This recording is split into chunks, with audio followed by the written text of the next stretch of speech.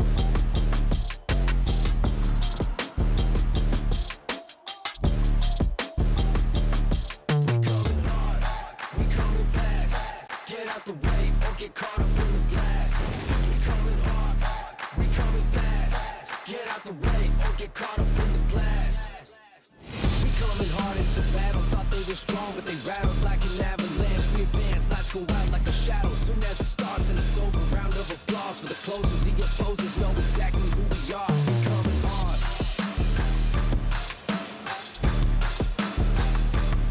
We coming hard.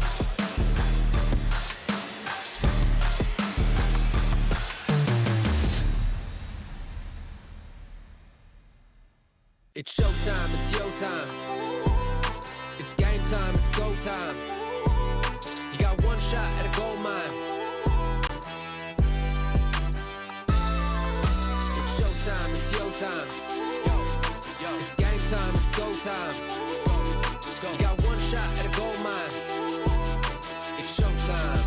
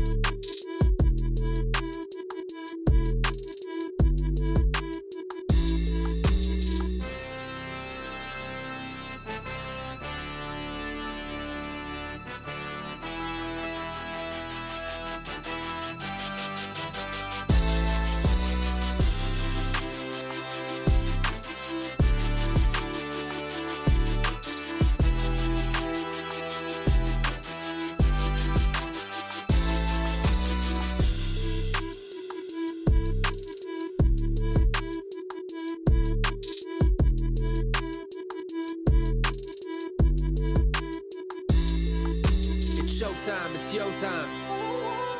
It's game time, it's go time. You got one shot at a gold mine. It's showtime, it's your time. It's game time, it's go time. You got one shot at a gold mine. It's showtime.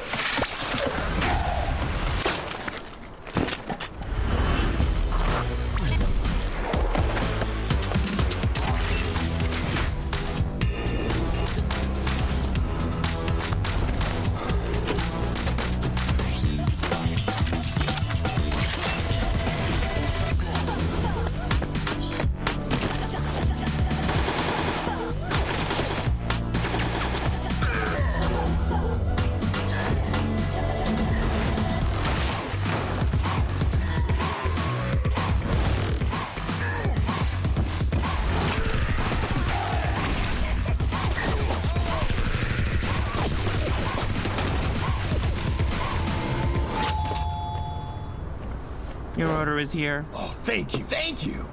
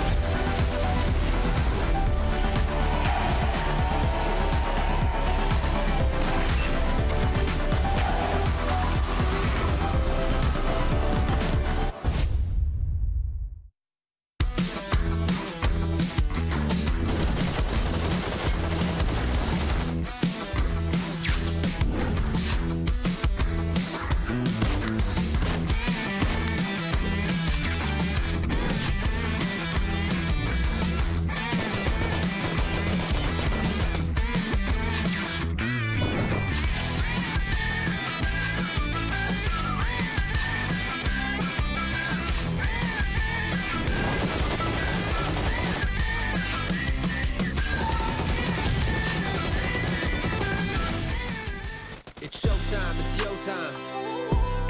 It's game time, it's go time. You got one shot at a gold mine. It's showtime, it's your time. It's game time, it's go time. You got one shot at a gold mine. It's showtime.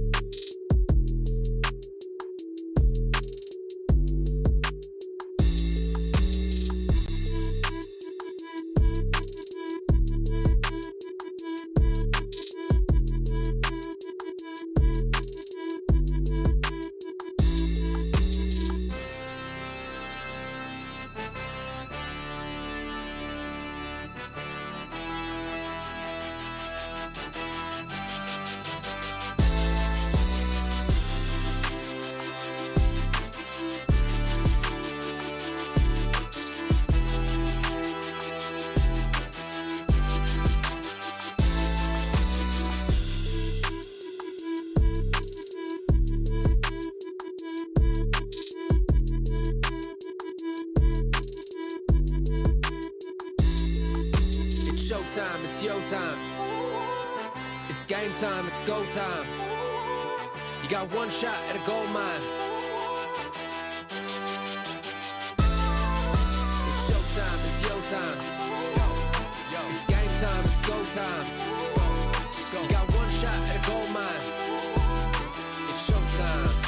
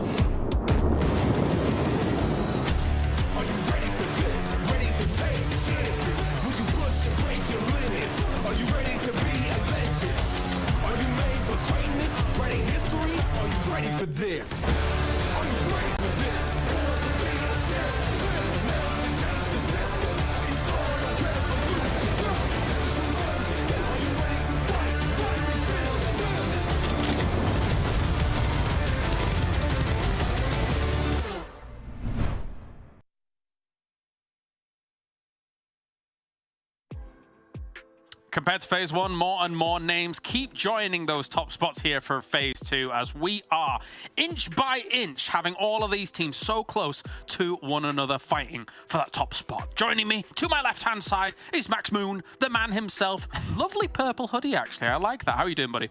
I'm doing great. I want to see if our boys of Game Lord, aka the French, will be able to keep up their results today, and I'll be hyped to see if that's going to be happening. Also got some cool surprises yesterday, so I just want to see how things are going to be going down today. Yes. Yeah, definitely, definitely. You guys over on social media as well, are you surprised? You can tell us by heading on over to TikTok, to Facebook, to Twitch, to all the other things, Instagram as well, and using the hashtag PMPL EU. Get that conversation going on, and you can also be in with a chance of getting yourself some cool prizes down the line. Max, what do you think about that? Yeah, we still haven't picked the winners, so you still have a chance right now to enter. If you go over on Esports PUBGM EU over on Instagram, you can go check out the most recent post. It is pinned, so it's very easy to find, and you can tell us which player you think will be MVP at the end of the event. Not today, at the end of the event, and then you have a chance to win some cool stuff.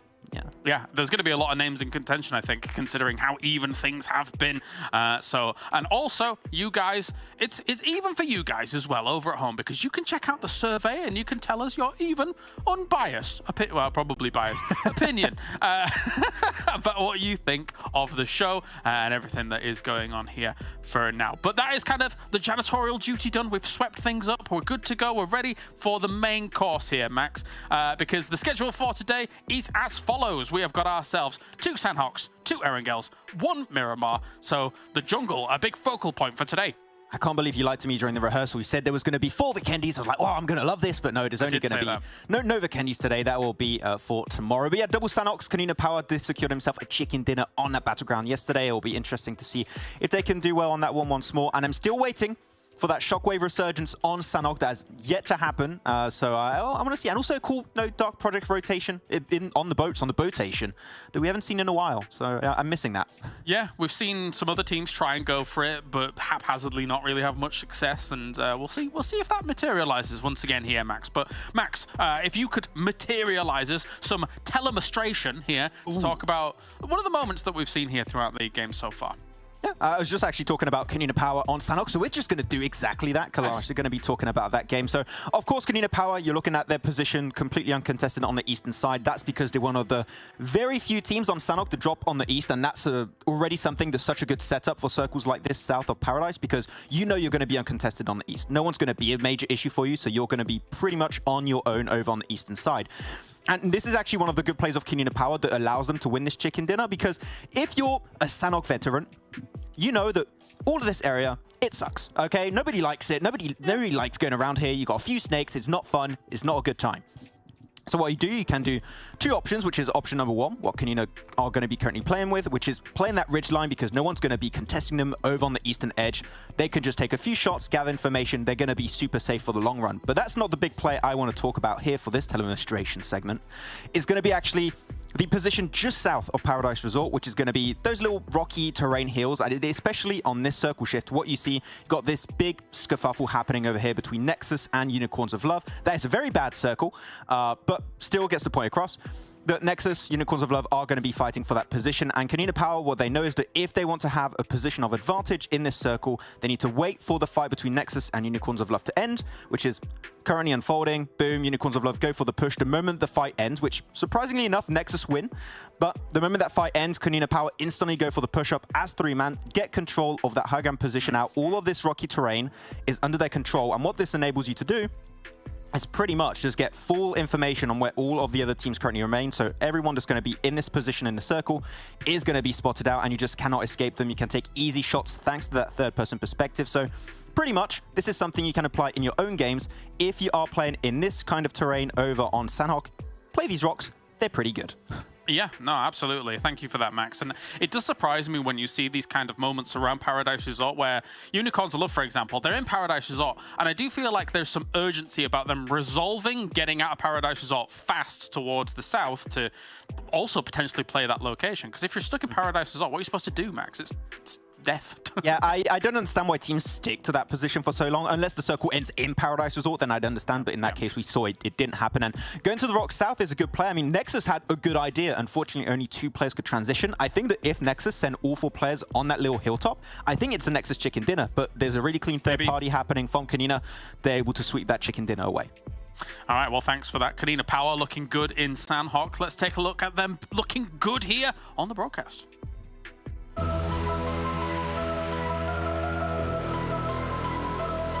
On tip 10 check, so he's gonna be chilling with the smokes for as long as he can. And these snakes come in. Like just had one more dose, but the first gets him. Second one as well. Just before he falls, he takes down the 2 on the other side.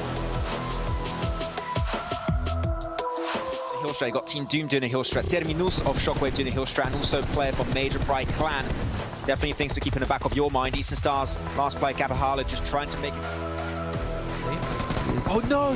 Now can't get him behind the bug. He didn't even see him, and now Sanghori, a lot of work to be done, and he succeeds.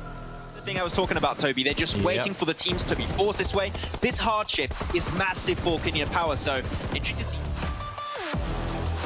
Because look, Nostra on a boat. The pirates out there. They're going to be pulling up here very shortly. Oh, watch your angles.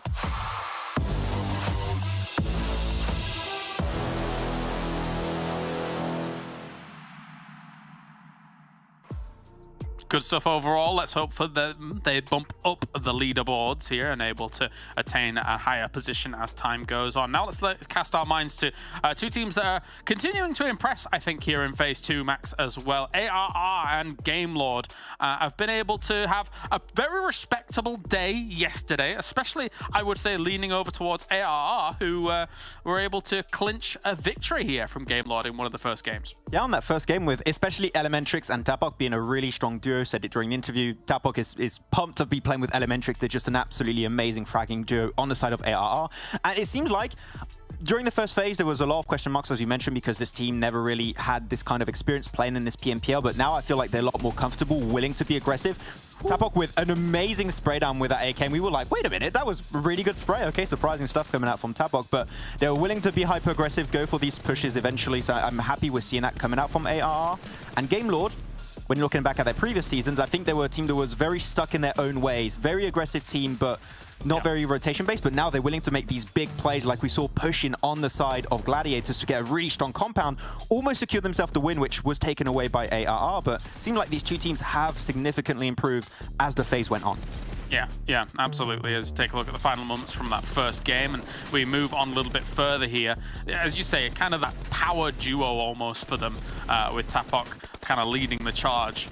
Really does help them kind of a lot with Lementrix looking so good as well. I mean, I say Tapok leading the charge. Lementrix, what? He was the MVP yesterday, right? So yeah, it's very, very impressive stuff. The progression that we've seen from them so far here, and even getting to some of these final moments where they're kind of just being able to control some of these high ground scenarios against their opponents is very good. Similar to what we're seeing here from Gamelord as well, who played Potato Hill yesterday, were able to corral teams away from them and then be able to kind of just shut them down and then be able to seize that high ground away from everybody else. So I like what Gamelord's been to us today.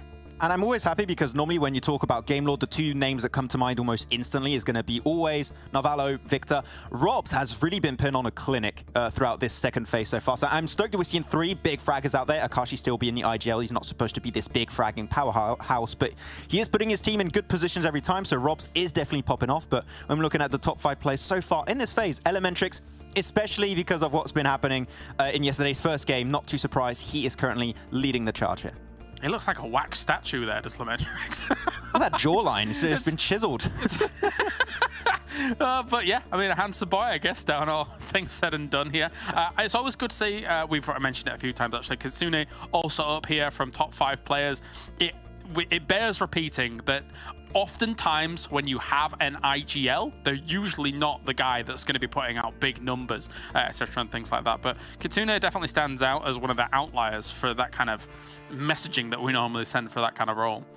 I'm actually surprised that we're seeing that survival time. It's not low by any stretch of the imagination, but normally you'd always see, like, at least for the top players, like a 22, 21 minute survival time. Here they're all around like 17, 18, 19 minutes. So seems like it's not just one team always making it to the late game. It brings back that sentiment that I brought up, I think, yesterday's pre-show, which is it seems like the entire lobby, at least for the top half of the teams, has leveled up significantly, where now it's just the competition is so much closer for these teams, and the top 3 might be completely different at the end of today, which I'm really loving to see.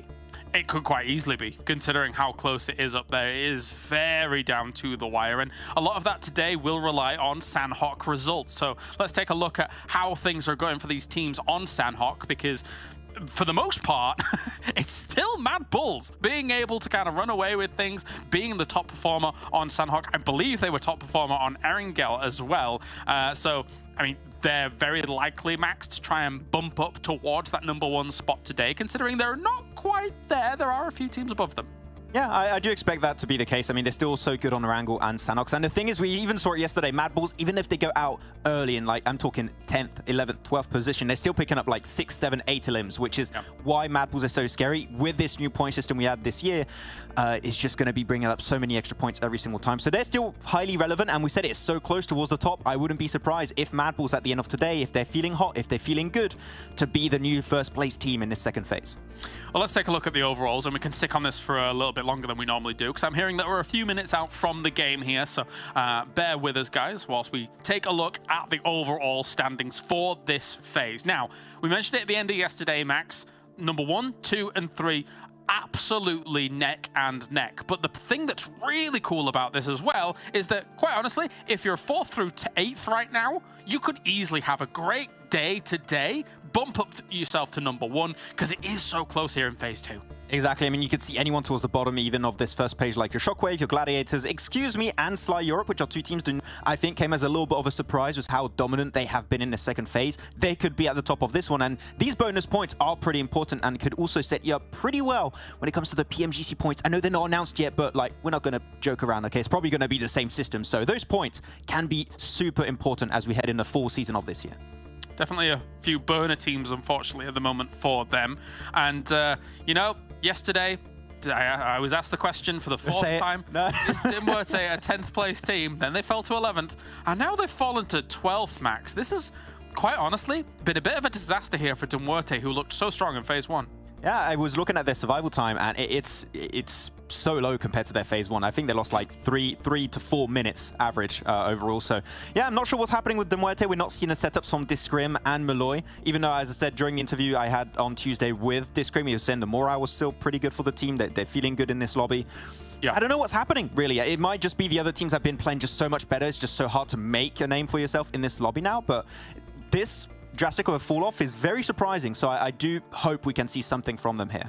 I think if one thing's to at least keep your morals high is that technically, if you want to actually qualify through to the finals, etc., and able to play their max, you don't have to push super hard. And teams that get themselves kind of these middling positions will still potentially qualify, and then you can kind of get that hard reset for something like a final, right? So there is that always kind of, I suppose, playing in the back of your mind after doing so well in a particular phase. Well, even more now, because you only have 18 teams, so you're only going to have 2 teams going out before the final. So it's even easier for them to make themselves a spot up there. And with how they performed in the first phase, you know, securing himself a first spot in that last game just above MADBULLS. They got that 20 bonus point too. Overall ranking, they must be looking super comfortable. I think that even if they keep these results in phase 3, they'll make it, of course. But I'm not going to lie, it's hard to replicate what's happening in this PMPL in Scrim. So I think that you should use this as like an opportunity to try things, which is maybe what they're doing. Maybe they're like, okay, phase 1 went really well. Let's try something a little bit out of the ordinary. And once we go into the finals, let's go back to our normal play style we had in phase 1. Yeah, no, I get what you're saying. I get what you're saying. As you say, the thing that I always go back to is that this is the best practice. Forget the idea of scrims. Sometimes in scrims, there's some sandbagging going on. Not necessarily maliciously, but to kind of give off that impression that to your opponents that, you're a bit of an easier pushover. Okay, you're not really going to be that great on a breach. You're not really going to be that great on holding a location. And then you come to the tournament and really everything is on the line there. Max, I do want to pick your brain just for a moment. I'm going to start off with a team to kind of get this going. Who are your eyes on for today? My eyes are actually still on Major Pride, because I do feel like their consistency has been ironed out even more and even more. We saw an amazing game from them yesterday to get the victory with a lot of eliminations. And if they can continue that consistency, I think they could make a gap at the top. What do you think? Who are your eyes on? I would agree with Major Pride, but if I want to pick a mid lane team, something that's maybe not as easy, I want to see Dark Project do well. I know you were an advocate for Dark Project after phase 1 and you wanted to see a step up. We saw it yesterday with, I think, a very original way to end their game over on Miramar to get that chicken dinner, but that was maybe a little bit of a glimpse of what we could expect throughout these next 2 days of play to end phase 2. So yeah, I'd love to see if Dark Project can keep that consistency in and then finally get some good points in, because currently in the 11th position, I know this team can be towards the top of that first page, so we'll see if they can make it here. Yeah, that is fair. As we take a look just at the Major Pride numbers, and now we'll take a look at the Dark Project numbers here. Let's say yesterday actually had quite the pop-off performance. And considering there were some things that Dark Project did yesterday, Max, that was bold, and could have easily been punished, but it felt like a lack of awareness and a lack of information from the rest of the lobby didn't allow it to happen. Exactly. I think that if any team knew that the compound where Ivanesco was only with 1 player and how valuable that compound actually was at the time, I think you even said potentially Nexus Gaming could have breached on that position. So it was very risky. They're just lucky no one had that information. But if someone had the information, how do you defend it? Because their split was just so wide apart, I don't think they have time to regroup and defend that compound. I think you just lose the compound, lose Ivanesca, and then you're on the edge of circle, and your chances of a chicken dinner instantly dwindle to almost nothing. So it was original. They do get the win, but I do think there's a very high chance that went another way. Yeah, I could talk a lot about this, because especially in a 1-3 combination, it's difficult to be able to reinforce exactly where that will. But anyway, it's by the by, we are now almost ready here. Big thank you to Monster for joining us for PMPL EU 23, as we have got so much more action to come. And what better way to enjoy that action than with a cheeky Monster on the side? But anyway, time now to head on over to the commentators to bring us our first game of the day. It's John and Blank. He's going to keep doing that, isn't it? He's going to be getting us into this first game of the day. Blank, we're ready for it. We're up for it. We are ready for it. I mean, I'm here just, pulling up all the different software that I must use at this point in time. Under 5 seconds, I might add. So I've done very, very well here. And I'm good to go. I'm ready for it. Do you know why I'm really excited, John? Why are you really excited, Blank? 2 Sanhoks today. I love 2 Sanhoks. 2 Sanhoks it's becoming quickly my favorite map. And I say this every day as well, so you guys at home are probably sick of me saying at this point in time, but you know what? It's my favorite map, guys. I can't help myself. Not sure if I believe you, Blank. I think you need to reiterate it a couple more times over the course of this game. But things will kick off once more in the jungle. I'm sure plenty of players will meet their demise at the moment. Major Pride, Shockwave, KONINA Power, and VIRTUS.PRO not playing in this first game. That's the group that's sitting out. Will be dropping in with 14 teams. Plane path going a little bit south of Camp Alpha, all the way up to the far north side. So, to be fair, this is probably going to cut off or slightly make a lot slower looting in areas like docks, like Camp Pong. Yeah, it will be a bit more difficult to head down that way. So for some teams like Gladiators, happy days towards the actual mountainside, good times. Oh, I've actually just... I'll come back to that anyway. Let's do a quick map breakdown in the meantime.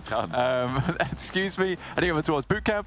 Nice, easy place. I'll explain soon. Don't worry. Don't worry. Okay. And Game Lord currently, who are on a very, very good streak right now, still playing on their Paris Resort split at the moment over this side. So a bit of trash loot, but it's working out quite well for them, considering a lot of these teams get into quite a big amount of action up here. We are seeing a lot of these teams head towards this rocky outcrop, but get caught out. But at times, but they will just end up almost suiciding from this position, John. It's not ideal. It's not the best of decisions that you can make, but we'll see if they have a little bit more pressure this time around. The circle yet to come through. It takes a little bit longer. Everyone almost down on the ground entirely. Unicorns of Love taking on Team Doom right now over in Paradise Resort. Unicorns have lost a player first. Is there? What is going on there? That is a horrible little circle. Heading up towards the northwest side. Team Doom currently crushing the opposition over in Paradise Resort. I think Unicorns Love had a little bit too much free reign over this side for too long, and someone wanted to get in on the action, challenge them out for it. So Unicorns Love down to 2 players, which is not happy days and brings me back to my original point. I can't remember exactly who it was yesterday, but tweeted at me saying that I go hand in hand with happy days at the moment. I do say it quite frequently, but for some of these teams, it is happy days now and again. It's never bad days here in PUBG Mobile, don't you worry. But yeah, thank you for pointing that out, and I will continue to say that phrase all the time, don't you worry. Team Doom, though, happy with their 2 eliminations off the back of that one, John, and they should be seen fairly safe. Though, honestly, John, Paris Resort is not the safest place these days. Specifically with this circle as well, you're going to see a lot of players rummaging through this area. Absolutely. I mean, it's a hard north shift, right? This is very, very dramatic. Unsure as to whether it's going to finish on the northwest island or on the mainland, but everybody is going to have to move north and definitely going to have to leave that southwest island. So for teams like MADBULLS, MUERTE, all the way down towards Sami and Bantai on that southwest side, they have a long way to go, and with everybody moving north most likely a lot earlier, condensing themselves into these choke points, those rotations are going to be very, very hard for teams out in the southwest. Oh yeah, it's suffocating up in this area, man, 100%. Especially a lot of the rotations that typically you'd see teams make from this spot. You don't particularly want to be making these rotations in the best of times, right? For Hattin over towards Tatmok, struggle rotation over the bridge there. For Gladiators, typically, they'd want to rotate down past Ruins, past Painan, and then move up over on that coastal side. We've seen them occasionally taking this northwest bridge now and again, but very, very late to these circles. I don't think that's as much of an option this time. But with them being further down towards Camp Alpha on the south side of Northwest Mountain, I think that they might want to go for perhaps a bridge camp here versus some of these teams like MADBULLS or MUERTE. If they can hold off MADBULLS long enough, John, and MUERTE come up behind, they can essentially force that fight between those 2 teams and then happily move up towards the northeast side. Either way, it's going to be a tricky rotation for anyone on that side, and Gladiators are trapped between 2 difficult decisions to make, so they're going to have to make the best of it. Game Lord on the southeast side, just rotating through these rocks now. Staying out of harm's way. Should have heard those shots earlier. Excuse me, pushing on the southwest. KASIK team just about to leave Painan now. Team Doom maybe going to be able to catch Game Lord if they stick around for too long, but it looks like they're on the far side. and ready to mount up. I imagine that Game Lord are going to hear those vehicles start to rev. Yeah, you'd think there'd be still people inside Paris Resort at this point in time, and Akashi's going to go for a quick scout, have a little look-see himself, check out what's going on over in the resort, make sure there's no shenanigans over in that area. Thinks better of it though, moves back towards the rest of the team. If they can get further up towards that top side, they don't have vehicles right now, that's fine. They didn't have a long way to go, and they know with this particular circle, vehicles are more than likely going to be a bit of a detriment to themselves. There's not a lot of areas still to be played, with a huge amount being cut out by that water. You know, taking the approach that requires a bit more effort, you know, a couple more steps on the old phone, that's fine. Meku, Tixi, the Gladiators are lying in wait right now. And the MADBULLS might, unwittingly or otherwise, charge straight into a little bit of a trap set. Although the MADBULLS split here, I kind of like. It feels like they know that there's very much a potential for being guarded out here. And they're going to send out to that western point. Maybe, to be fair, could even go for a rotation all the way up to the northern side. Yeah, it's definitely an option for them, and I think that if you are MADBULLS, you assume that someone's going to be holding this out. If not, you assume it's going to be Gladiators making this hold, because if they can maintain a lot of control over towards this Northwest Island, it gives them a lot of time to play this game out, and a lot of time for a fair few of these other teams, John, over towards the eastern side to actually battle out themselves and start really injuring each other. By the time Gladiators come in with their 4 members, they'll be feeling very pretty about it all. Dark Project in Hattin, though, they're going to be an object that's in the way, and KASIK actually taking this rotation, just wading across the river in the beginning. Not a bad decision at all. This can still head over towards the western side. Ooh, Dagestan lose 2 to Avalanche. Dagestan tried to sneak into the back lines of Avalanche from the southeast side, but unfortunately for them, Avalanche were 2 on the swivel. Just Keep and Shifu now remaining, and they're going to head all the way away and try and get in another way to the next circle. I mean, I was talking about this eastern rotation yesterday, John, how, you know, you could make a wide rotation, perhaps just underneath Barnside, head up towards Mong Nai. I don't think that a rotation over towards Camp Bravo itself is the most optimal idea, because there's more than likely going to be teams still here at this point in the game, right? This is a pretty big location as a drop spot, and you would rather want to rotate through these undisturbed areas. You're more than likely going to catch players that are in really good positions to find these angles on you without them being seen themselves. And I think that maybe Dagestan could have got ahead up towards Mong Nai and slipped in towards Cow side and then just held Avalanche out. Yes, they'd be lacking a little bit of info, but with these circles, sometimes that's just what you got to do. And this one heads further up towards the northwest, so real difficult approach for a lot of these teams going forward. I'm thinking about how the west side of the bridge will play into this. I mean, you spoke a lot about how teams in the center can really start to tear into each other, reduce forces, and you can sometimes even just waltz in later on. Okay, there we go. Yeah, Dagestan maybe weren't the sneakiest on that east side, but they do lose 2. So potentially, I was going back to what I was saying, those teams on that west shore might be able to sort of come in late as long as they have some information about where's free on the opposing shore and potentially do very well for it. Yeah, a lot of these teams are heading center right now, and I think that that rotation does rely on these teams not being available for this bridge camp, right? Excuse me in the meantime, taking down Sly Europe's players who have once again made this pretty wild play to just send directly into a compound, little to no information, just try and get into the circle itself. Somewhat worked out though. Find themselves a compound to play around with. It is on this south side. They do lose a player in the process, but better than nothing. Certainly is. You'll take what you can get in circles like this. We're in phase 2, and it's really probably down to about 30 or 40% playable terrain right now on the circle, which is sort of the equivalent of looking at a phase 3 or 4 circle a little bit later, or probably more like a phase 4 circle. So a lot of teams are going to have to start to really spike out.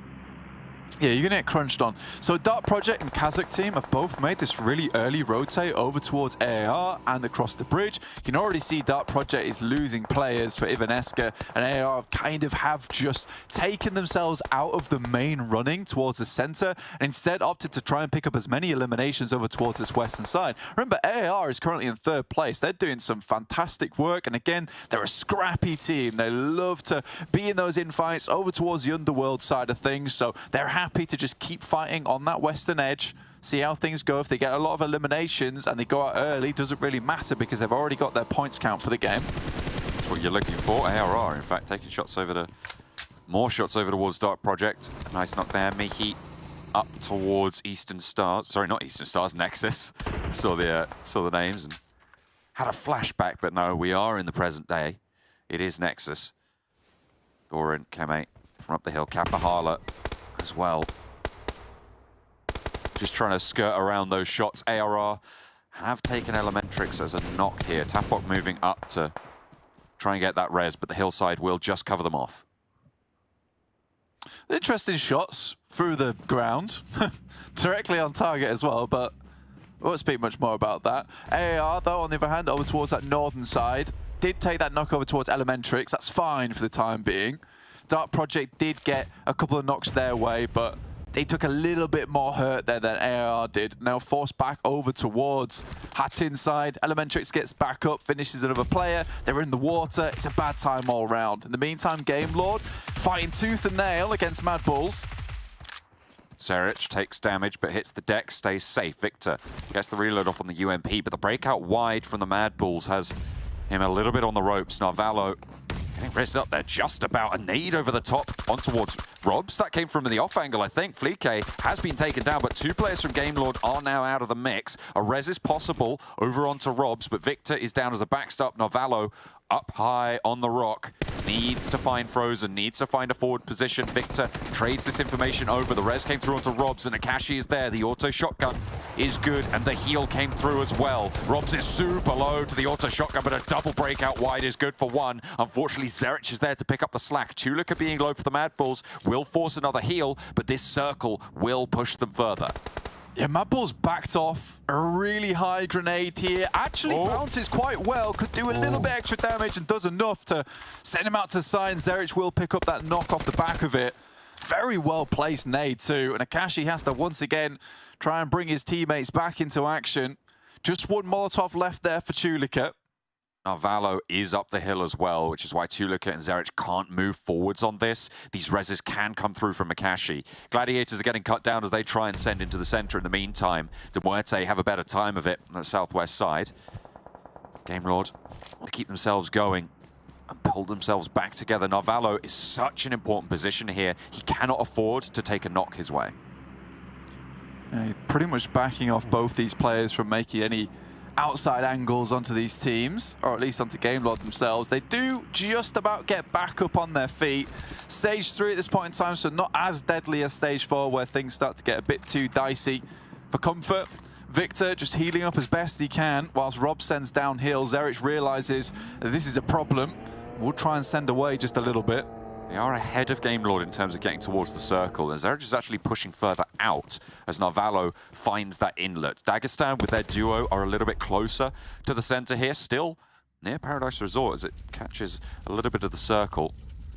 Nades over the top as we tune on over to that western bridge. A lot of teams trying to make it across, but MUERTE went for a long, wide rotate over to the mainland on the south and have snuck up this coast past boot camp and have found themselves a solid spot near the bridge. Happy J backed a little bit, but Ingush wants to take the challenge. Fades away, thinks better of it.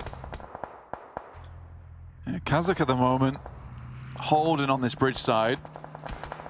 Fairly defensible as well. I think that they're covered off from a lot of teams, whereas MUERTE, there's a few sight lines down their way that they don't want to step up into. So KASIK team can quite comfortably send away to that compound. It is right on the edge. Heading into Stage 4 now. And anyone left outside in the blue is going to start taking heavy casualties. Gladiators, I think they took too long. We see KASIK team as well as Dark Project take their chances. Dark Project didn't fare as well, but KASIK team were able to make their way in there, John. On the western side, They'll have to go a little bit further east now, though, with the circle. Nexus dominate from this from the lumberyard here, south towards Tapmok. They're gonna have a really solid chance. Yeah, I think for the guys on Nexus, I want to predict them, right? I want to predict them as taking this game because they have won from this exact position before. I don't know. They just haven't really been playing at optimal levels. And even on their win last time on Sanhok, I think it was in phase 1, it was still a little bit dicey towards the end. But they haven't been as hot since then. Game Lord over towards the eastern edge with 4 players still alive. Sly Europe doing a really good job. My little Sly guys down towards the south side. They sent it in. They took a casualty, but they're in the circle now.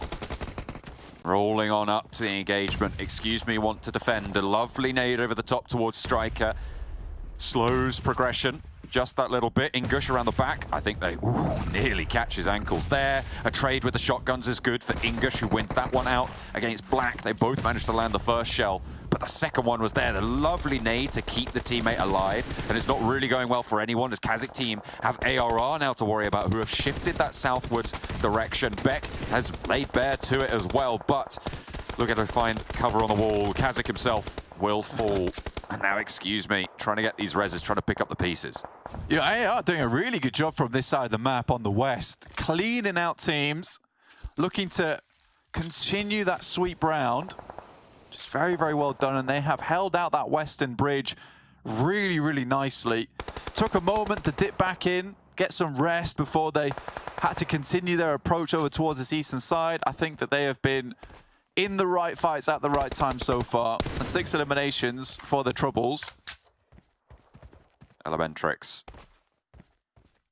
wants to keep the pressure on. 7 eliminations, as you say, but we'll see how much more they can gather in the meantime. Try and keep that points train rolling and hopefully find that inlet. Difficult navigation from that western side now for all of the teams involved. As we talk about who's looking good right now, it's Nexus and Game Lord. Yeah, Nexus directly in the center. They have a really good compound to play around with. It's going to be difficult to lose from this spot. If it centers up here, which it more than likely will, this is a good circle for them. It's pretty barren around this area. Avalanche might want to get in now towards the backside of Lumber, inside that compound, that warehouse. They might try to push in, but Nexus are regrouping and committing to the inside of Tapmok. Game Lord keeping that pressure up on the east. Dagestan only have that duo, but Game Lord absolutely have the run out from Paradise Resort covered down. A reposition from Nexus gives them all of the major buildings in a 2-2 split. This was predicted last circle as well, before this pop came that sent it onto Tapmok. We just thought Nexus that strong of a position. Yeah. Game Lord, I like them. That's true. They are pretty good. Look, I think that I thought I was going to predict Nexus, but I decided against it. I wanted to go for something a little bit cheeky again. But again, they have won from this spot before, so it's reasonable to think that they can do this again. They're comfortable with this position. It's one of their drop spots around this area too, so they know it like the back of their hand. Right now, Avalanche still yet to make an approach towards that side in the northeast. Really playing quite scared. Doran. They did try. They did try.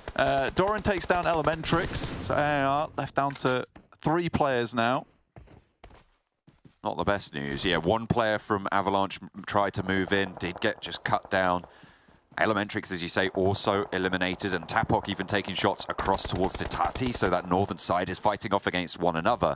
Game Lords need to control this south side if they want a chance at rolling across that hill. You can see that slope that presents an obstacle in front of them. If they can clear that out, brilliant. A lovely nade from Keme into these smokes from Avalanche, puts another one right on the money as well. Needs a reposition to dodge the damage, and seemingly doing quite well. And this northern hold is going very, very well for Nexus, as you could imagine. Yeah, they have a lot of good sightlines here. It's difficult to move them off from this spot. They've got a good split at the moment. Not trying to control too much area right now with Kapahala and Doran keeping things a little bit tighter on that side. Keep from Dagestan taking shots over towards Narvalo. Sly. Reflect takes a nade over towards Narvalo in the meantime, so not great news. They are split, 2-1, and Robs has yet to move from this compound over on the east, so it is a 3v3 currently versus Game Lord. KASIK gets the res, and Avalo is back in the mix. Reflect trying to hold off on the hillside. This is some shots from Elementrix on the hill as they took care of KASIK. Hopping back on over to the fight. Sly Europe against Game Lord. Victor and Avalo both went down, and now it's all on KASIK, who wasn't able to hold out in the 3 on the south side. Just get rolled down, and Sly Europe crushing the Game Lord hopes. Absolutely. The Game Lord. I mean, Robs did spend a lot of time out of the zone and hasn't really achieved too much of anything and should just go down here. So that's Game Lord more than likely out now in 5th place. And Sly Europe continues onwards. 7 eliminations. Good stuff from them. And Nexus looks set for that chicken dinner. They are looking pretty good. Excuse Me have been fragging out this game as well. 8 eliminations so far, doing bits for themselves. They were in the compound earlier with KASIK as the shots from ARR rained down above them over their heads. Now they might find themselves in some sanctuary, guarded out by Nexus themselves. Close position from Tapok could be troublesome. But if they take care of Sly, you've got to think it will be nothing more than a Thorn. Yeah, I think for Nexus right now, it's going to be difficult for them to lose this one. Kapahala out in the open, though. And Tapok will finish him off. Split up, remember. So now just Doran in this area. Becca is down, so it's just Tapok remaining, but crazy solo player, this guy.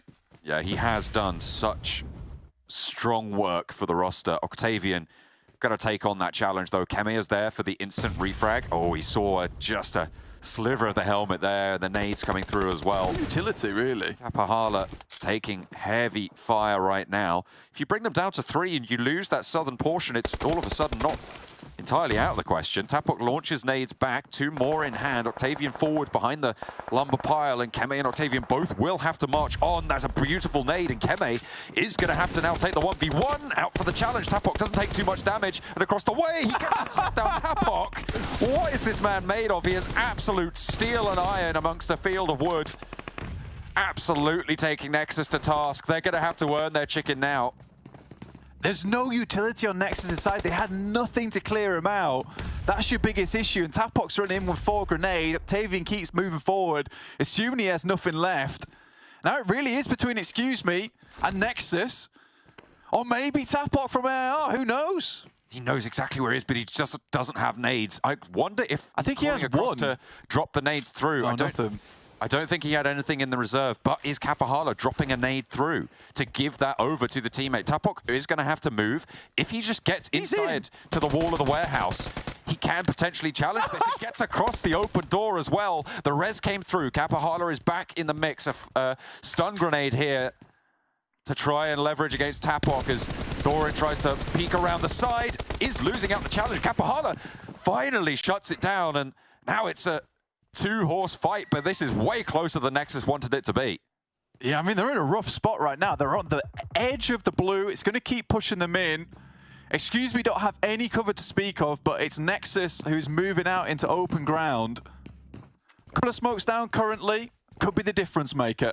I mean, they've got the wall. The ridgeline is completely under control. Kapahala is broadside right now. Spotted one, but knocked back behind cover. Furia close, and Excuse Me take it down.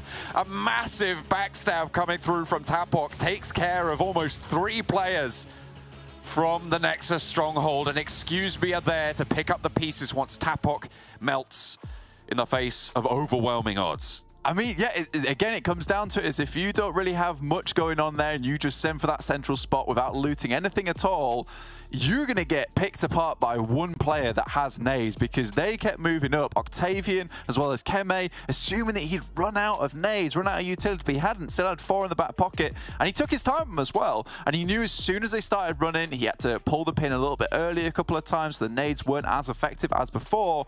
But again, Tapok really plays out of his mind. It could have been a very different story. I mean, when he zoomed through into the warehouse itself, you know, I genuinely thought that could have been Tapok taking it against Nexus and maybe getting a 2nd place. Really, really well done to him. I mean, for me, that wasn't even really an Excuse Me chicken dinner. That was a Tapok chicken dinner. Even though he doesn't get the points, and that's not much of a consolation, I know. But Excuse Me, take down Nexus in a position that nobody thought possible.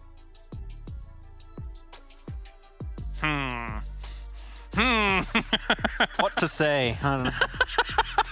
Oh no, it all went wrong for Nexus at the hands of Tapok. Joining me here, Max, to talk about this. Where do we even begin, Max? There's so much to break down. I don't know. Octavian gets hit by a nade at first. He's like, I'm going to move a bit forward. Still nadeable. He's like, I'm going to move even more forward. You're still nadeable, and he knows where you are. He's got that third-person perspective. You're still in danger, but he still commits to the planks, and he goes out. I don't know. There's a lot, as you said before we went on desk here, there's a lot to unpack, but not in a good way. Okay, so actually let's start with the very top with Excuse Me, right? There's a bit to unpack here because they took the absolute opportune moment to push up when they hear that kind of chaos unfolding. So great stuff by them to be able to effectively make the winning play there. And at that point, Max, Nexus had no idea where those snakes were. They just didn't have the information to work with. And I'm surprised by that, considering you've got 4 people malleable there to be able to keep an eye on all of these moves. And yes, okay, whilst the chaos is going over that Tapok's causing, you should still have someone watching for that cross from Excuse Me. Exactly. And as John said at the end there, I count this as a Tapok chicken dinner. An unofficial one, but I count it as a Tapok chicken dinner there. Get himself almost 1,000 damage, 900 right there, and 5 elims on the board. Really, not much of an excuse for on the side of Nexus. This should have been the easiest chicken dinner for them because they won this chicken dinner, I think, on day 1 on this exact kind of like terrain, so they know how this plays out typically. But yeah, I mean, we said it about ARR yesterday. They still get themselves some good points in 10 elims on the board this time around over on Sanhok. So yeah, they're rounding things up, and this would actually push them up in first place, I believe. And Tapok making a big name for himself, not even necessarily off the back of his, I mean, okay, he's very skilled and we're watching that play out, definitely, but when it comes to moments like that, if you're Octavian and these guys, third-person perspective, you can't be moving up that way. As we take a look at the highlights here, sorry, I just feel very impassioned by this moment. You can't be pushing up that way. It's too slow. If you've got the man advantage, you need to be pushing up as 2 and trying to cause your opponent some disruption instead of those nades coming out. I want to bring up another topic that we're both very passionate about, Kalaris, which is utility in late game. I do not understand how Nexus do not have it, because they were looting Cal, they were looting Tapok for the longest time. The only team they really clashed with early on was Unicorns of Love, where they had a pretty quick, rapid fight happening there. They got themselves 2 elims. If you have nades and you know where Tapok is, that is the easiest nade in your life, because Tapok cannot really move any further back because he has the blue zone behind him. So I feel like even just 1 nade, you force him out, you get the flush if he does not go down because of the nade. I think that is the easiest play that could go down for them. So yeah, it's not only like potentially mistakes for the side of Nexus Gaming though, it is also really good individual plays from Tapok. So respect to Tapok, he really stood his ground there. Yeah, definitely. So as we take a look at it, no, again. Like, okay, so I was irritated when we moved up to the planks behind us, which he got clipped by a nade, and then he moved to the planks which were a little bit left to that. But then when we lie down on those logs, I was out. I was vacant at that point, Max. That was unfortunate for Nexus. I didn't even see he got the nade down onto a player of the other player of Nexus. Oh, okay, so he almost got himself the entire squad wipe. Almost 1v4. That would have been a nuts play from him. But then, yeah, as we saw, Excuse Me, being very opportunistic. They see the opportunity to cross over during that fight. Get himself a strong little position. And then Furio with, I think it was a UMP, then a DBS. Yeah. At that range, you're not going to survive. Well, of course, Excuse Me does get the victory here. And actually, we can hear from Excuse Me coming into the tournament and see what they think for the PMPL.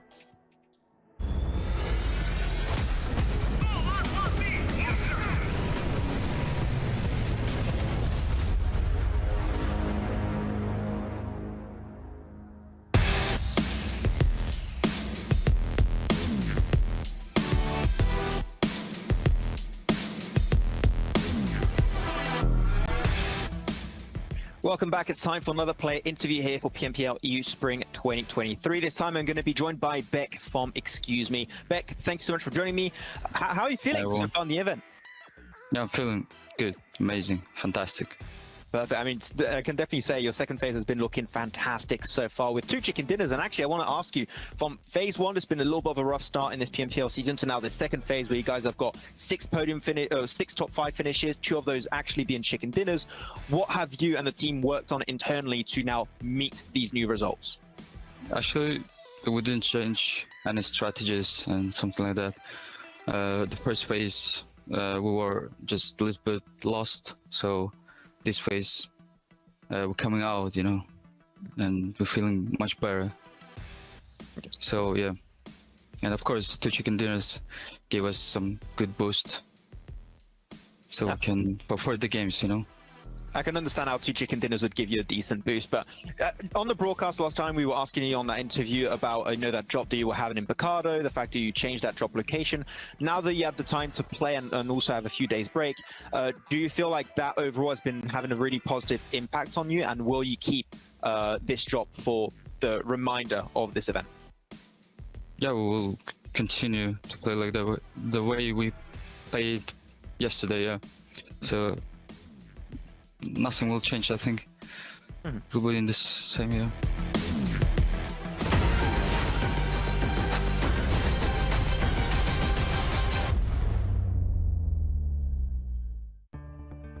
A bizarre moment in the universe just occurred, Max, where we're listening to Excuse Me, we've just watched them get the win, and then I look down on my phone and it's an Instagram pop-up saying, Excuse Me Esports, who you might know, is on Instagram. So, how? What?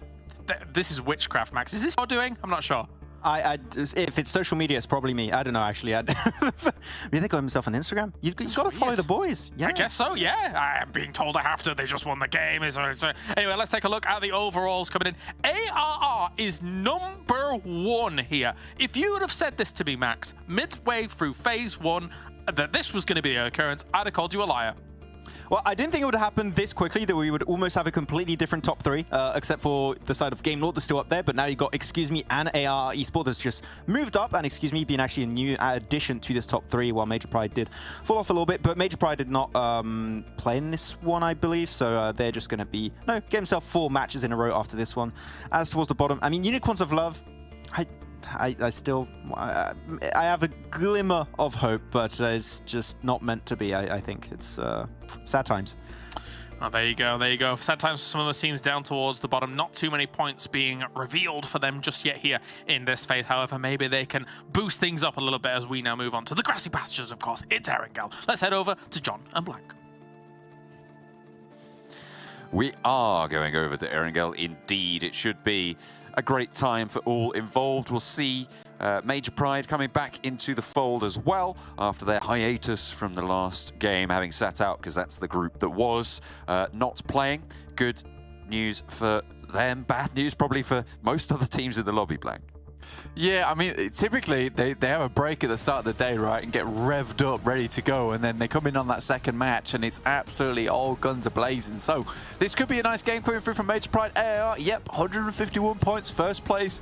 Unexpected, surprising, all of the words. It is not something that I thought I would see. However, I'm really proud of them, and I think they've come a long, long way. Elementrix is really doing a lot of good work, and, you know, I felt like, has Tapok fallen off just a little bit? And after that game, I am convinced that he has not.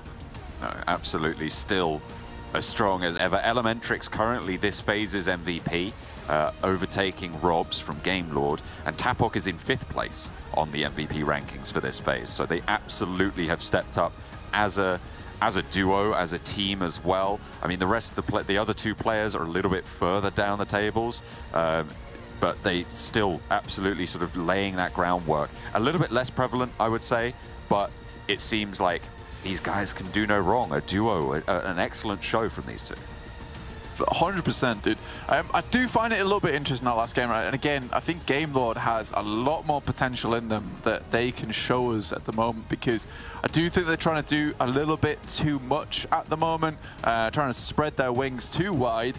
In that last game in particular, I mean, we saw mistakes coming through from yesterday that they rectified towards the end of the day, but again, it's this one where you have Robs checking out, watching Nexus from that compound towards the north side, but if you're going to clear the south, you have a 4-man roster still going at that point of the game, and Sanhok, it is massive folly, in my opinion, not to just clear as 4 members and then try and play the game out from there. Because if they had taken that fight for the 4v3 versus Slayer, won that one, they would have cleared out Excuse Me and probably won the game off the back of that. So I think for Game Lord, there was a real chance for them in that last game that got dashed by just an interesting split. So I think that maybe if that didn't happen, we'd see a different game entirely there. Game load up towards Yasnaya at the moment. Down towards the southwest side is where our circle's going to drop. AAR very happy with this one. Dead center over towards Gatka. Obviously, it's not exactly the nicest place to be, dead center, because it is just fielded area. So I think for AAR, though, they should be able to get regrouped and have the pick of the litter in terms of compounds, John. We'll need to figure something out moving forwards. Gladiators not in North George, alleviate some of the pressure on KONINA Power. I think they won a massive game from the top of Everest in the previous phase, if I'm not mistaken. So hopefully looking to maybe remount that, although it did shrink right on top of it. Yeah. So they were relying quite heavily on that. Still, a strong spot. Pretty impossible to lose that game, honestly, for KONINA Power. It was pretty much a case of everyone just kept getting ruined by the circle time and time again. And in the end, it was just the stragglers left from the teams that the circle had let live towards the end and ushered into KONINA Power's arms. And even then, it seemed a little bit dicey. So KONINA Power certainly did quite well towards our first couple of days in Phase 1, but have fallen off since then, just a little bit. SHOCKWAVE, average eliminations 8. That must be this phase only, because that is quite shocking in terms of the actual amount of eliminations they're getting per game here on Erangel. I mean, absolutely, especially for SHOCKWAVE when you consider they're in 9th place right now, this phase.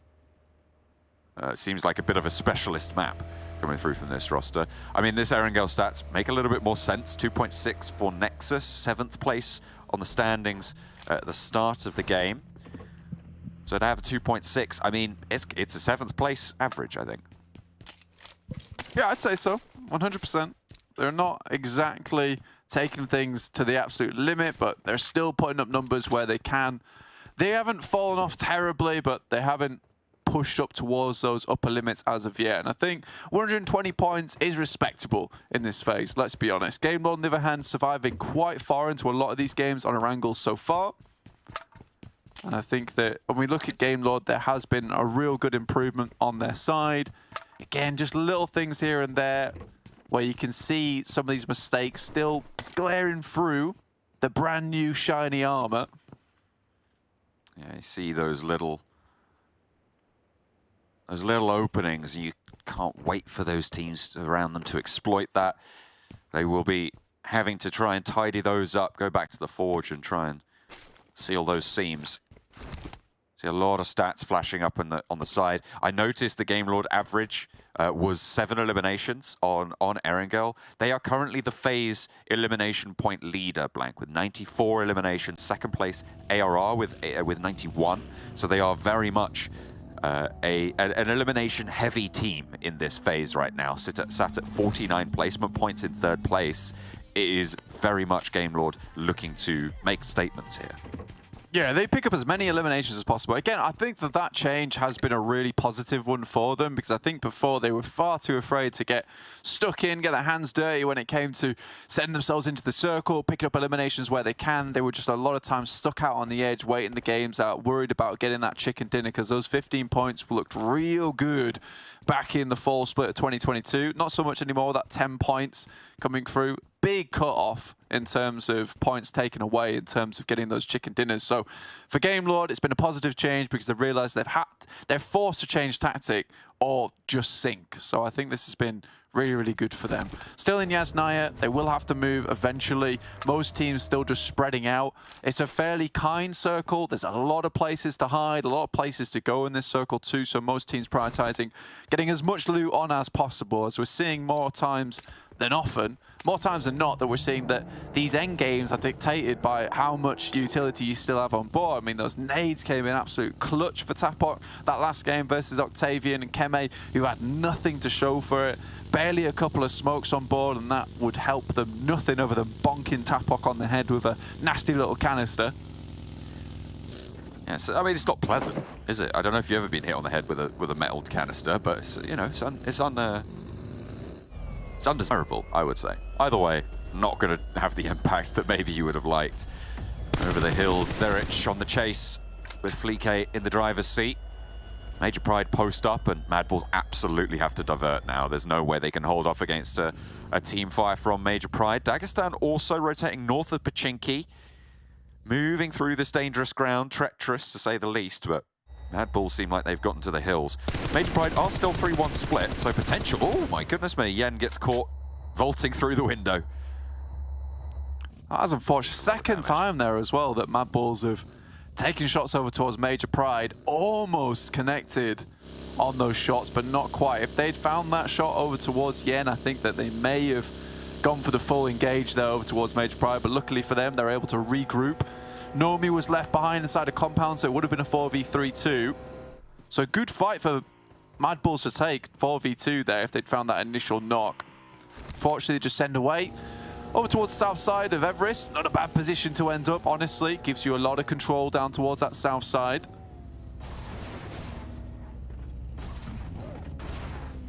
Dagestan send into the compound. Getting into cover. Nicely found. Good that there was no one already occupying it. Teams on the east side, Avalanche and Sly Europe right now will have to move further west from Farm. Alicio rotating a little bit further around so they can roll down through the open there. Sly Europe just on their bikes as well, probably looking to get a little bit further ahead. Northeast side looks pretty chock-a-block right now, with Shockwave crossing first, Game Lord behind them, and Team Doom bringing up the rear. Yeah, this is a real crunch for Game Lord at the moment. We'll have to really think about the possibilities there ahead of them. Could head down towards Georgia Pole. Side over the bridge towards Crates. KONINA Power hiding out there, but it's only 2 members. Circle shifts hard down towards the southwest, favouring the guys from Dark Project. VIRTUS.PRO as well towards that centre side. They've been looting up towards the west. Didn't get as harried as they did yesterday on this drop. And the MADBULLS try and fly as quickly as they can into position. Really nasty area, this one, John. Obviously, you got Quarry, which gives a bit of high ground for these players down here to play around with. Then you kind of got the swamps underneath it. It is pretty grim, and there's some quite prevalent bits of high ground that a couple of teams can take advantage of. KONINA Power close to the MADBULLS, who've been rolling around for a while, trying to find their spot. Looks like they're taking up post here. ARR might have something to say about it. Dagestan are right here as well, and Elementrix wins the trade out against Frozen, but Zerich is there for the 1-for-1. Has the wall side there. Frozen crawling back to cover, Beck down in the back lines, Tulika holding the window, but there are trades going back and forth. It's just Tapok now left standing for ARR. MADBULLS are losing players very, very fast as Dagestan post up around and secure the perimeter. KONINA Power move into position out on that west. Frozen has been flushed out. ARR swept aside. And this is a real difficult spot here. Everybody trying to go for this compound. MADBULLS still holding on. Dagestan want their swing at it. Open on the base. And keep up to the wall now, into the smoke, gets cut a little bit. As Fleekate on the balcony looks good, but Zerich with a Bison will be able to find one. A good close position. Limbo Boom and Zadira now to handle. Zerich with his nade of his own, but information passed back towards Zadira allows him to line up a nasty little grenade. One bounces off the tree there from Fleekate. You don't think it's going to get too much done, but Chulika is able to at least get Limbo Boom down. Knocked. Zadira, now half HP. MADBULLS, with only 2 players left remaining. They've survived 2 assaults. One from AAR, who are not an easy team to hold back. They've only had 2 eliminations to show for it. Blank Dagestan pinched away a lot of those points. You can see they're up to 4 already. So the MADBULLS, sure, they've held valiantly, but they are not getting the value for their performance right now. Fleekate close, the nade out is good, and the MADBULLS will take the dive. Fleekate down and flushed, well, along with Tulika. A really well-placed nade from Zadira, and Dagestan get the compound. Yeah, hesitation there coming through from both those players. I think they could have just rocked up straight into that building, taken the player down. If you'd shot him out, gone for the refrag, even if one of you gets knocked, which is not going to happen because he's got a nade in hand, even if one of you gets knocked in the process, you're more than likely going to knock him. He drops a grenade inside that small cubby. You both can get away. You don't take too much damage from that. So, again, hesitation. You can see the reason that they were rushing it as well was because he had the nade out. So I think stopping inside the room was a bit of a mistake. It just feels like a lot of the confidence has been ripped out the sails from MADBULLS at the moment because they make the right decisions and then just before they're about to execute, there's a stumble. It only goes to show how impactful their first phase performance was. They are still, right now, leading the overall tables when you take all phases into account, with a pretty clear divide between them and Major Pride. Dark Project with a challenge against NEXUS, who was snuffed out by Tapok's performance in that last game. Kemi around the side, and even Eska is handled as well. Doran lighting it up here for NEXUS. Now just Madness left to take down for Dark Pride. All four of NEXUS roll in, and one falls short. A lot of damage to Octavian, but when you have all four together like that, it is so hard to stop. Yeah, NEXUS go for the smart play. Just sending in VIRTUS.PRO up against Dagestan now. Everyone wants a bit of this compound. Realize just how strong it is. But you're going to have to battle back. A lot of different players all looking to find this as their own little home. Limbo Boom down, just keep left alive, runs in, and VIRTUS.PRO will tear him apart before he can even get through the door frame.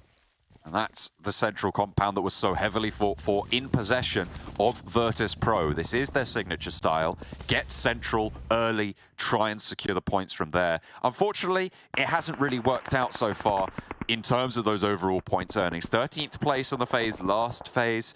This time around, 17th overall right now. It just isn't going their way. So can they find a game here with 4 eliminations to start things off that will do that sort of central position proud? Yeah, I mean, this time around, there is a somewhat of a difference maker in this. There's the fact that VIRTUS.PRO usually suffer off the back of not having enough ammo, not having enough utility, not having enough first aid kits towards the end game, because they do just sit in one singular position, try and pick up those points from there. This time around, though, there's been 3 separate teams all crashing on this one spot. All 3 teams got taken down in this area. So there's a huge amount of loot just on the floors alone. So VIRTUS.PRO should be able to get a nice resupply if they dig their way through this position. This was so nice from Elementrix. It was a really solid run up there. Look at that. Frozen goes down almost immediately. This is why he's MVP on the phase right now, even though ARR do go down in that fight, but he has got those skills to bring to the table. Unfortunate performance this game for both ARR and MADBULLS now. So right now we're centering up towards this fielded area. The hillside's still in, that Sly Europe's currently holding. That's on the north side of Quarry there. Avalanche underneath in a compound, staying clear, staying out of the way. Ridgeside held by Major Pride, and that really good compound that this could still center up on is held by VIRTUS.PRO. A lot of teams will be looking their way, but at this point in time, so many teams have taken casualties, but that's a nasty little circle. Doesn't really favor anyone here. KASIK, yeah, they may be in this circle already, but look at this. There's no compounds. The only one that's still in is VIRTUS.PRO's, and that's going to be out of there soon. I'm kind of liking Major Pride's position, though, on the southeast side. All 4 of their players alive. They have the hills on their north to try and move out towards, should it come to that. Those fields to their east are going to be very open and difficult to push them from. I kind of like that southeast side right now. It depends if Sly Europe can have an impact there. You know, we've seen this exact same circle before. If we head down towards the south side, it was Gladiators and MUERTE. MUERTE, though, currently taking casualties of their own, lose 1 player in Milky Way. But again, it's that ridge side that currently Major Pride's holding that is so strong, looking out over towards Shockwave. But it was Gladiators who moved up, MUERTE backfilled them, took them out, and then from there it was just picking up the pieces. So if we get this closing down onto this ridge side on the south, Major Pride would have a really good hand in this game. But would it be Shockwave to try and backfill from the eastern edge? A repeat, potentially. We'll have to wait and see if the circles give us that chance to see how different teams handle it. That would be a very interesting case study, but we'll have to wait for it to see how these differences come through. VIRTUS.PRO still with their compound on the southwest side. Unlikely that they'll move too soon. You've got to imagine they'll have to try and push towards MUERTE at some point. MUERTE sending out, looking to scout out what's going on off the distance. I mean, they started over towards Shockwave's position. Discrim looking to what's going on over there. Shockwave right now in combat with Avalanche. This would be a nice little fight to third party if you were to MUERTE. You're already considering coming this way in the first place. As 3 players, this is a real boon. Question is whether they know what's going on or not. Alicio down. Vitati needing to roll on in and does so in the US. Trazen spots it, tries to get some damage on the run out, but Tati escapes unscathed. A nade over the top as well for Terminus. Just trying to put it into the building. Woodson answers with one of his own and backs Terminus off a medkit invested here. Good time to find it. Woodson nade on into the building. Aza goes down as well. This is good advancements being made for Avalanche. Alicio is back and fighting. In the meantime, as the GBS start to pour through, look at Sly Europe moving in to major prize position. That could be a little bit hairy. They are holding well. Avalanche continue their fray on the northeast side, out in the fields, an isolated engagement. But it looks like Shockwave not really finding the openings. Avalanche getting these knocks, sure, but not really taking too much to task as Trazen tries to open up around the doorframe.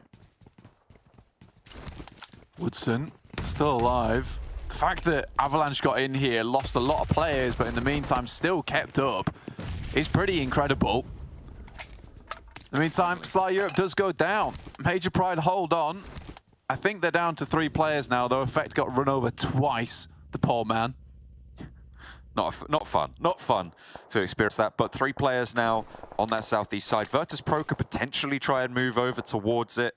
MUERTE are ahead with 3. KASIK team on the north side of this ridge that sits ahead. The main feature of this next circle is we do go to this ridge side. I mean, this is very similar to where MUERTE were trying to play to backfill onto the Gladiators. Yeah, hugely. I mean, MUERTE were further out towards that eastern side and wrapped down towards the south. Major Pride still have a problem on their hands because they're going to have to lift players back up again. Yeah, I'm getting no points today, I already know. You don't think? No. Okay, that's fair. What have you gone for? Oh, okay. I've got to make my pick. Hang on a minute. I've got to choose. I've got to choose a team here. Goodness me. Make that one happen. I mean, I've gone for Game Lord again.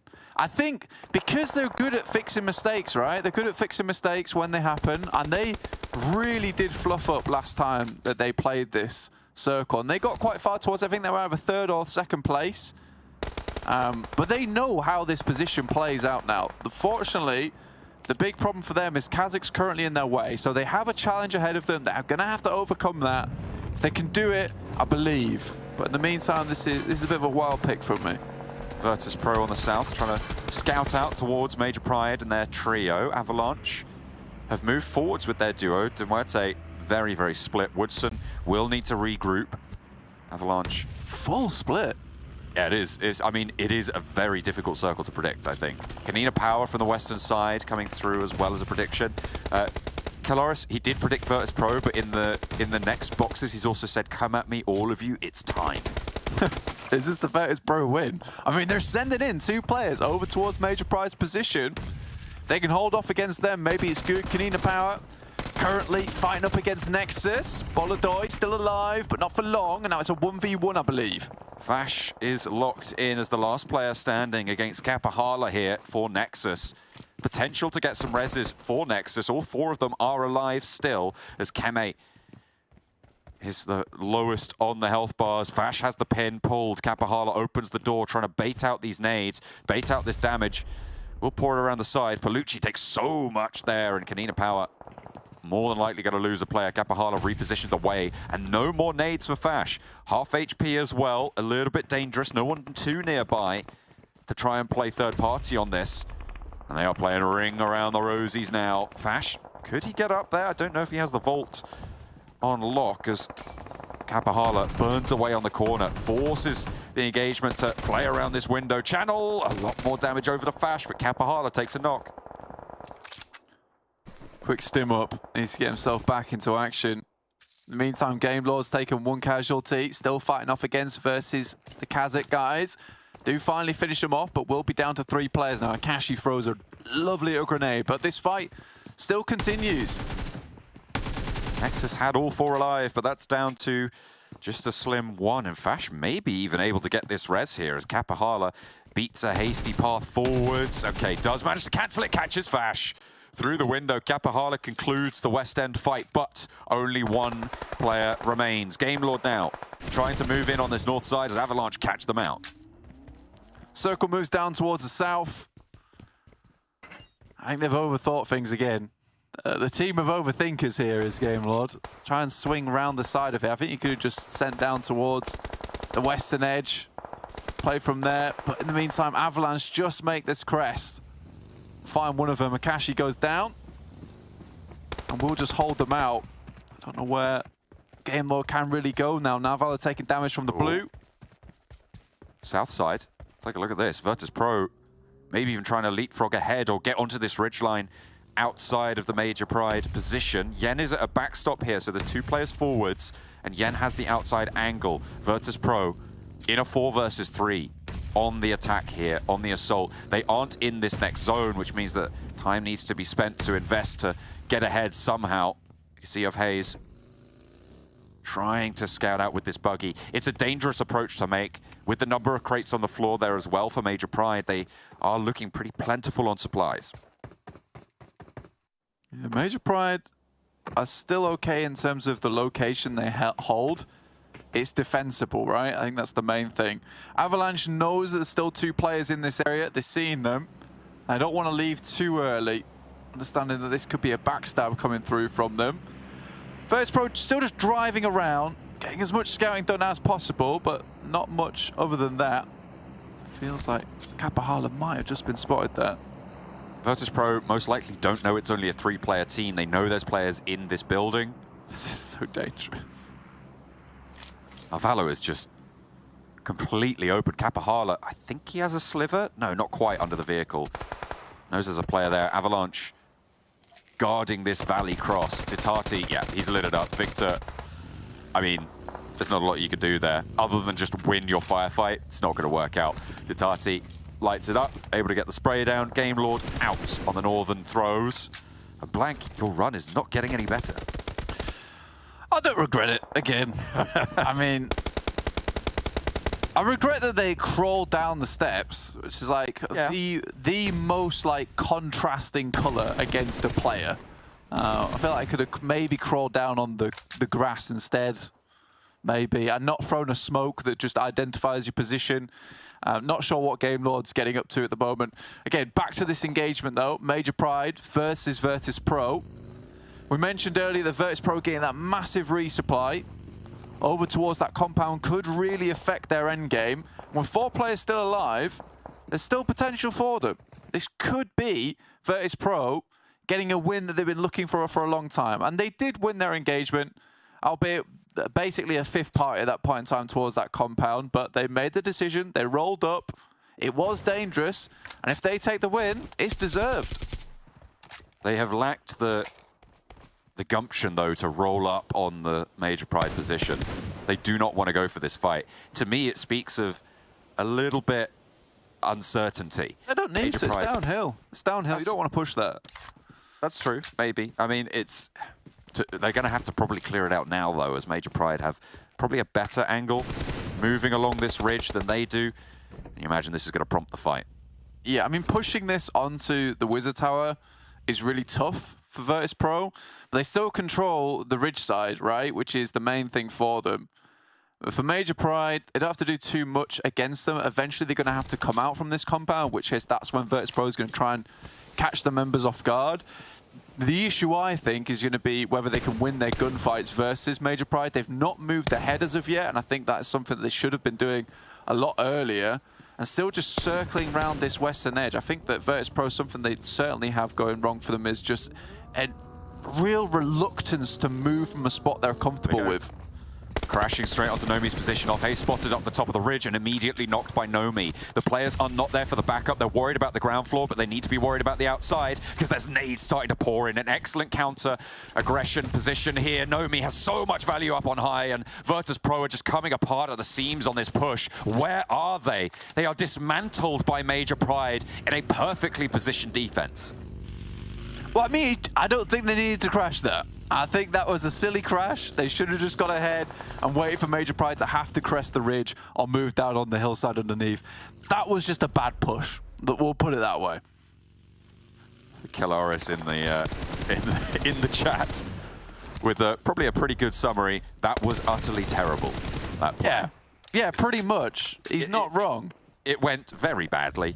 I paraphrased. Everyone involved was very confused as to why that happened. Either way, VIRTUS.PRO go down. Major Pride hold on. They keep going. They have 9 eliminations. They're playing with 3 against the 3 of Avalanche. And Discrim on the backstab, probably more impactful onto Avalanche here.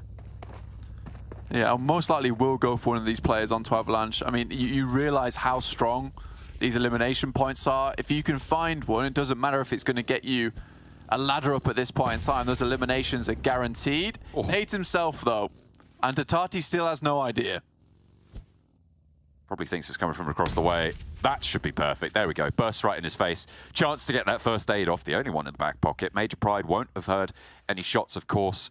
But they will see the elimination feed, and they'll see that that knock came through, which means that they know there's at least 2 teams still going. So they know they're up against 3 maximum, which could give them a little bit more confidence. Tatati will just fall down here. No one seems to be going to assist at all. AJ in front, CJ, sorry, in front, drops the smokes. Monkey on a terror track right now inside the buggy, looking to cause some mayhem. Tatati should be able to get back up again. Should be being the operative part of that phrase. The res does just start to come through. See if that does get committed to. Tatati, the bleed out stymied. There's the nade starting to come back. Avalanche is 3, but Monkey is taking a bold forward position. Rolling down this ridgeline. Major Pride do not need to commit to this though, Blank. No, I mean, they've collected a lot of loot off the guys of VIRTUS.PRO, right? They all came to them as well, so that loot was not difficult to pick up.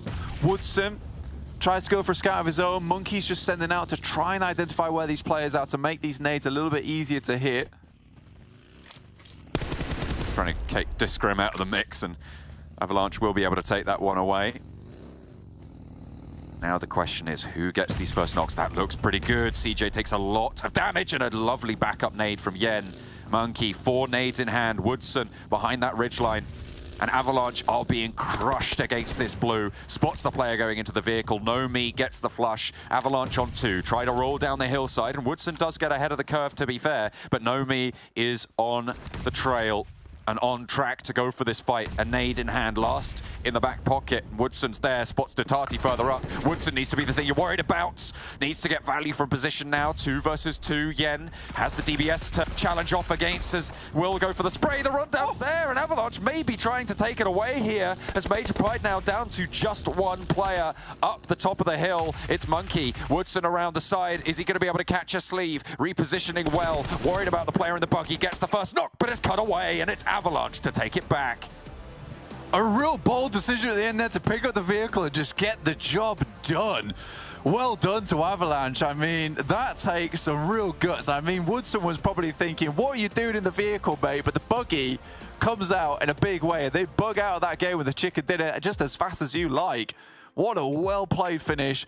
Real struggle as well, especially with Discrim in the back causing such problems. Major Pride were looking on a good streak too, pushing them back and time again. But you know what? Avalanche, they had a lot of good fights that game. They pushed and pushed and pushed. They headed over to his good compound, and then they sweeped over towards that northern side and plucked Game Lord out of that spot. So I think for Major Pride, they were gifted that that penultimate team fight versus VIRTUS.PRO, but I think Avalanche really fought tooth and nail to take that win, so happy for them. Yeah, very much deserved from that northern side. Great to see them coming through and having that impact. It looked like they were up against the blue, but with their backs to the wall, they fought strong, they fought hard, and in the end, they earned their just rewards.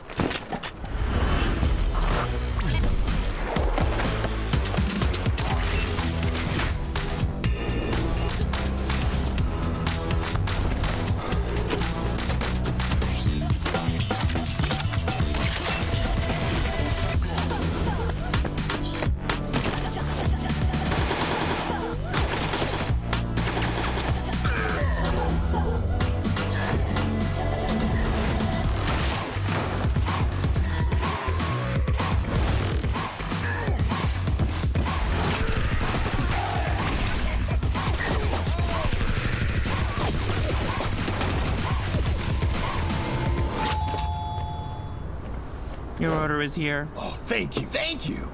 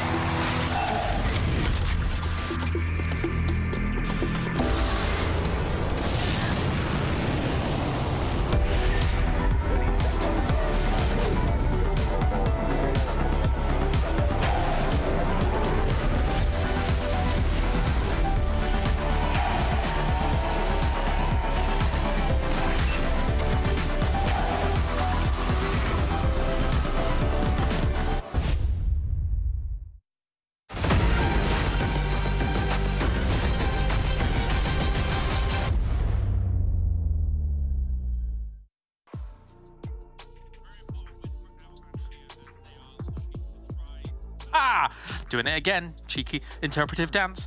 A very important win for Avalanche here as they get themselves very important points to try and push on towards that final. They were down towards the bottom, but this will bump them up just a little bit. First things first though, Max, before we talk about this game, we've got all the socials to talk about here with not only Instagram, not only YouTube, not only TikTok, not only Facebook.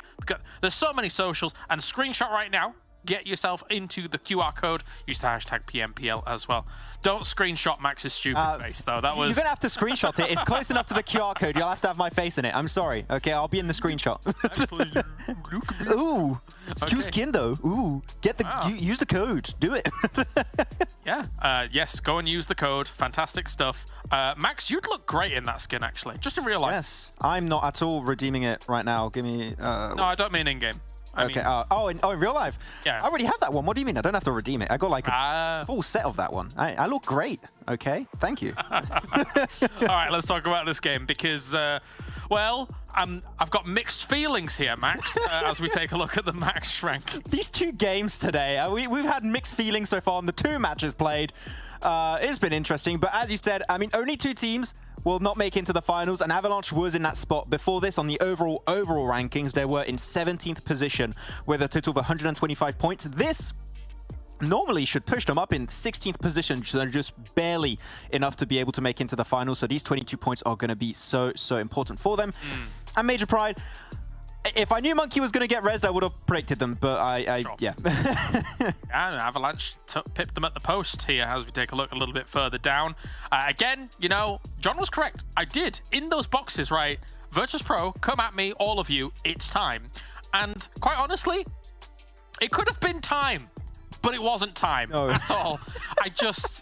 I can't predict them again, unfortunately. But anyway, let's take a look at Avalanche and Major Pride. Major Pride was truly the benefactors of the Virtus.Pro's push, in inverted commas, here. Was it push? They walked up. Something did happen. Yeah. They just found himself in a very nadeable little building, and then the nades came out for Major Pride, and then Virtus.Pro disappeared, just like by magic. It was very surprising. And Uste did it too during that game because they were playing God Compound. Before that, there was Dagestan. They was fighting the side of, it was fighting the side of MADBULLS. So there should have been typically a lot of utility. The fact that they just sent it without anything to like facilitate that push, yeah, that was not how to breach, ladies and gentlemen. Do not do that. Look how defeated my little face is. I saw it. All right, look, I just want... Little puppy eyes. I just want you to get one win on the board. This could have been the opportunity. It was golden, and then it all melted away. But anyway, let's take a look at the highlights here from Erangel. As technically speaking, with this location that we were kind of focusing in on, Max, we actually have seen the likes of MUERTE win games here. They did a big send through to the middle.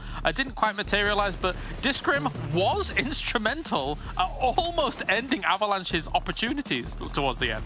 I don't understand why MUERTE didn't stick as as a 3-man where they were, because it was a central position. It is a position that they, as you said, won in the past, so they could have potentially won it. They sent Happy J right here, and then Malloy is like hundreds of meters away when he was initially in the circle in a very solid spot. So I do not understand the reason why. It's not like the teams up there were posing any serious threat to your position. And actually, we see it later on because Avalanche get in that exact position and they just obliterate the teams that are remaining up north, specifically Game Lord. So yeah, I think this could have been a potential MUERTE win, but it seemed like they wanted to stretch themselves a little bit too thinly and did get punished. And well, as Blank said in that game, you're very visible on those stairs, Game Lord. So yeah, I didn't expect them to survive that one versus Avalanche. Well, as you can see here, those nades that I was previously mentioning, they did manage to get them back up and get good to go. And you know, a boogie was also instrumental here in being able to finish off Major Pride alongside it. A lot of clipping shots here and there, just being able to slightly catch some of these players next to these trees did work eventually in Avalanche's favor, but you can see there how close it was with Major Pride being able to try and take down almost the very last man there for Avalanche. So it's not too much of a surprise that, you know, people might be backing someone like Major Pride in a circle like this, even when they were only 3 alive. But it will be the DT up at the top here.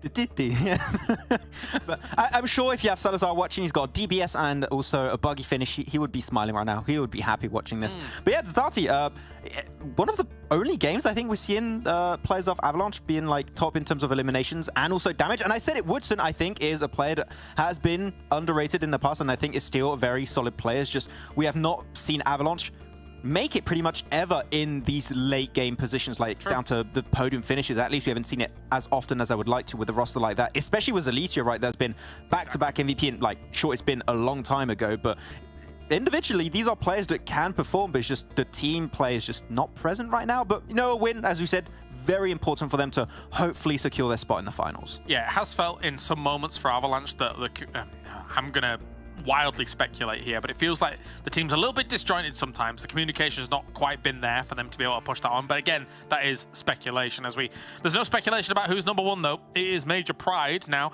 taking that leapfrog against AR once again. It's never ending, Max. It's always changing from game to game to game.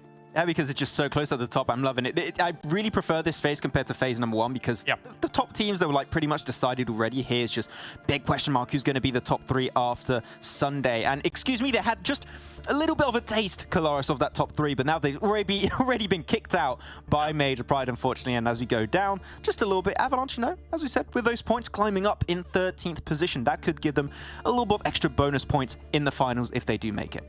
Absolutely, and a little further down, unfortunately for VP, they cannot jump off that 17th spot here. But for Avalanche, as you say, it's a big jump up off the back of getting themselves some points here on Erangel. Now time to head over to our commentators once again for game number 3 of the day. Our one and only Miramar of the day as well. We're going to be taking ourselves on over to the desert. Blank, these finishes, it feels like people are just getting pipped to the post and outplayed in these final moments. Yeah, I mean, we've just got a lobby of absolute chads, really. What more can I say? This is just how it is. This is how it be. Honestly, it's been nice to see a lot of different teams stepping up and taking home these chicken dinners where they can. I think Excuse Me still kind of, you know, just rolling it out now and again, picking up chicken dinners when shouldn't necessarily do, but I think that's just part of their play style, right? If they want to pick up points replacement points, just not get too involved in these games, and by the end just quickly set themselves up for a nice late game. Fair play, you know, that is the way they want to play. Go for it. Not only in that last game did Major Pride top the tables there with a match in hand as well, similar to Excuse Me, they're sort of pretty close on those points. Major Pride up in first this phase, but they also have jumped up over to MUERTE on the overall standings, the way that you qualify for those finals. So the fact that they're now in second place behind the MADBULLS, 10 points behind with a game in hand as well, is really good news for Major Pride. They are looking very, very strong moving into this phase. 4th place from the previous phase as well. One of the few teams that has been able to carry that power across into this second phase. Yeah, they feel like a team that I can trust. I think that is one thing that I like about them the most, is that if they get into a team fight and it's a poorly taken one, you can trust that they will win that engagement. Doesn't really feel like a lot of uncertainty about this team. I feel like they just have that strength and they show it. And like you say, it's consistent strength. I think I've seen teams like drop off, pull up the socks sometimes and get really good, but then drop back off again. Major Pride doesn't really have that. Their socks are a healthy medium pull-up right now. They're not falling down. They're not too tight and high. You know, it's all good news for them. Circle up towards the top side of the map on the northwest. So this could be a time for the Gladiators over towards this mountainside. A decent position to be in, to be sure, as well as a nice rotational position for MUERTE. They've done quite well from this position. But all these teams down towards this side of the map. Ooh, it's bad news for you guys. Gonna have to get a move on and push through a lot of teams, particularly through Los Leones and Hacienda del Patron. A difficult push to make. You don't often see large rotations up that eastern side, but with the plane path as it falls and with the circle as it sits, you imagine that teams like NEXUS could even swing all the way up towards Campo Militar through Torre Hamada, try and push through Team Doom. And I wonder if teams reading into where Team Doom have dropped can say, well, this is a team that is constantly bottom of the tables. We might have a better chance against them. Yeah, I mean, it's a pretty typical rotation actually over towards that eastern side, up past El Azahar, particularly because of this large mountain that just sits on beneath El Azahar. It cuts you out of sight lines as well, so it's fairly decent, even heading towards Tierra Bronca. But that roadside past El Azahar over towards the west, well, Hacienda del Patron, decent rotation to make. A lot of teams don't really want to make this rotate to the south side of Los Leones, over to Los Higos, Valle de Mar, and on the western side, unless you're in that position already, like Excuse Me and Major Pride, maybe KASIK team as well. That rotation is filled with a lot of trials ahead of you. So I think the people that are most put out right now is VIRTUS.PRO, has to make a coin toss between those two positions, and KONINA Power are currently inside of Los Leones. Like, wherever they go, they're going to have to interact with one team one way or another. So I think that their possibilities might just be waiting this game out a little bit longer. Will mean that they get into the circle later than everyone else, but it'll keep them the safest. Trying to just stay in the running a little bit later into these circles. It will be very, very tricky. Could maybe find some slots through that middle area, but Picardo, the route out for KASIK team after Excuse Me's departure from their hot drop that plagued us during phase 1, is a little bit safer for them to move up to that northwest side. SHOCKWAVE, they're trying to get a little bit more central early as well towards Tixie's south outpost from La Cobraria for the Gladiators. They are playing over towards the water treatment direction, over on the east side of the next circle, because Team Doom sent all the way out to Torre Hamada and towards Campo Militar as well. Yeah, remove themselves out of dodge. I mean, they've been playing La Cobraria when Gladiators aren't in, but when the big boys come knocking, they leave almost immediately. SHOCKWAVE, I don't mind that push. I mean, they're ahead of most people closest to the circles. If you can get further in, put some more distance between you and the clump of teams down towards the southeast, this makes sense. Water treatment, not always the most ideal position, so they want to head a little bit further towards the western side, just because water treatment is practically in a ditch, right? And you don't want to be caught out there because it limits your sight lines over and around this position. Right now, SHOCKWAVE is just sending directly over towards Tixie's position. This is a good play. It's worked out fairly well a lot of times before for a fair few teams, because Tixie is relatively undefended. So if you can just swarm with 4 players, lock him off from the rest of the team up towards the north side, this is a real difficult position now for Tixie to play it.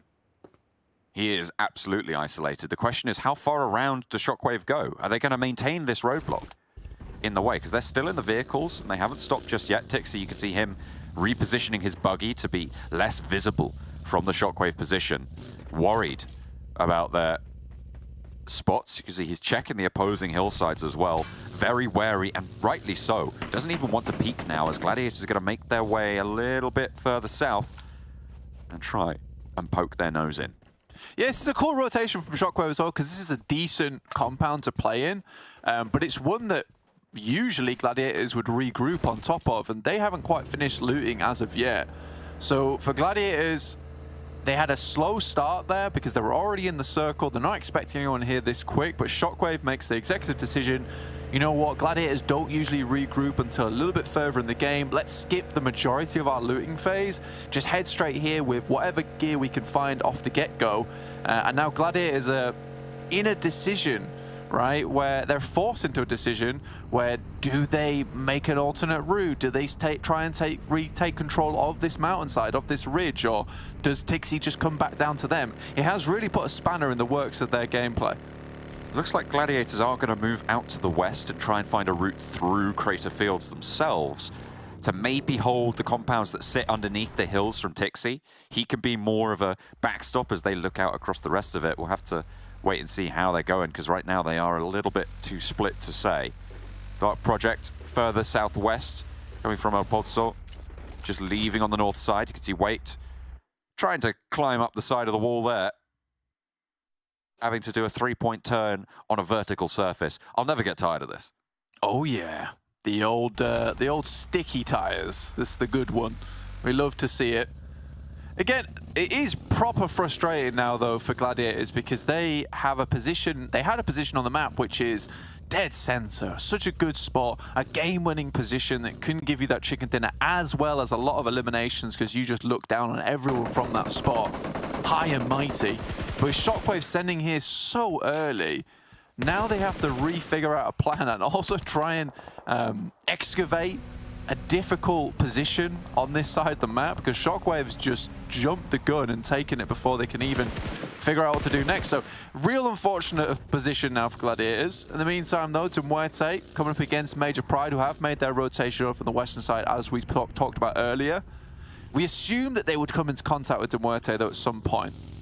Yeah, you've got to wonder where, excuse me, as well. They're currently sat in Valle de Mar, but they're going to have to get on the road fairly soon. Major Pride, shots from Malloy over towards Nomi, and Malloy able to open the clip and send everything downrange. The lead a little bit too hot to handle for Nomi, and the rest of Major Pride too far away to go for this res. There's no way that this comes back in, and there's the flush from Milky Way. In the meantime, Nexus have gone up that eastern coast. They have gone to the west of the hill south of El Azahar. You can see that on the minimap in the top right. Unicorns of Love went closer to the circle, currently going past water treatment as Team Doom regroup to where they originally dropped. That is a Gladiator circle. Yeah, that's great news for Gladiators actually, because SHOCKWAVE sending up there so early actually means that Gladiators going back up to La Cobraria and looting for a little bit longer, knowing that, you know, it's not going to be optimal for us to hold this position anymore. It works out. Now Meku, as well as Kitsune, or as well as TixI, going to regroup with them up towards La Cobraria side, one of the most northern circles we've seen. In the meantime, SHOCKWAVE again, speedy, fast. That's what it's all about. Been swift on the post, straight in towards the middle side of La Cobraria, find themselves a compound to play in, more likely going to end up around here. But again, Gladiators are still split up, and Dagestan moving through. They're getting further and further apart here, John. It's Dagestan with Keep at the back. TixI's following them doggedly, I'm sure.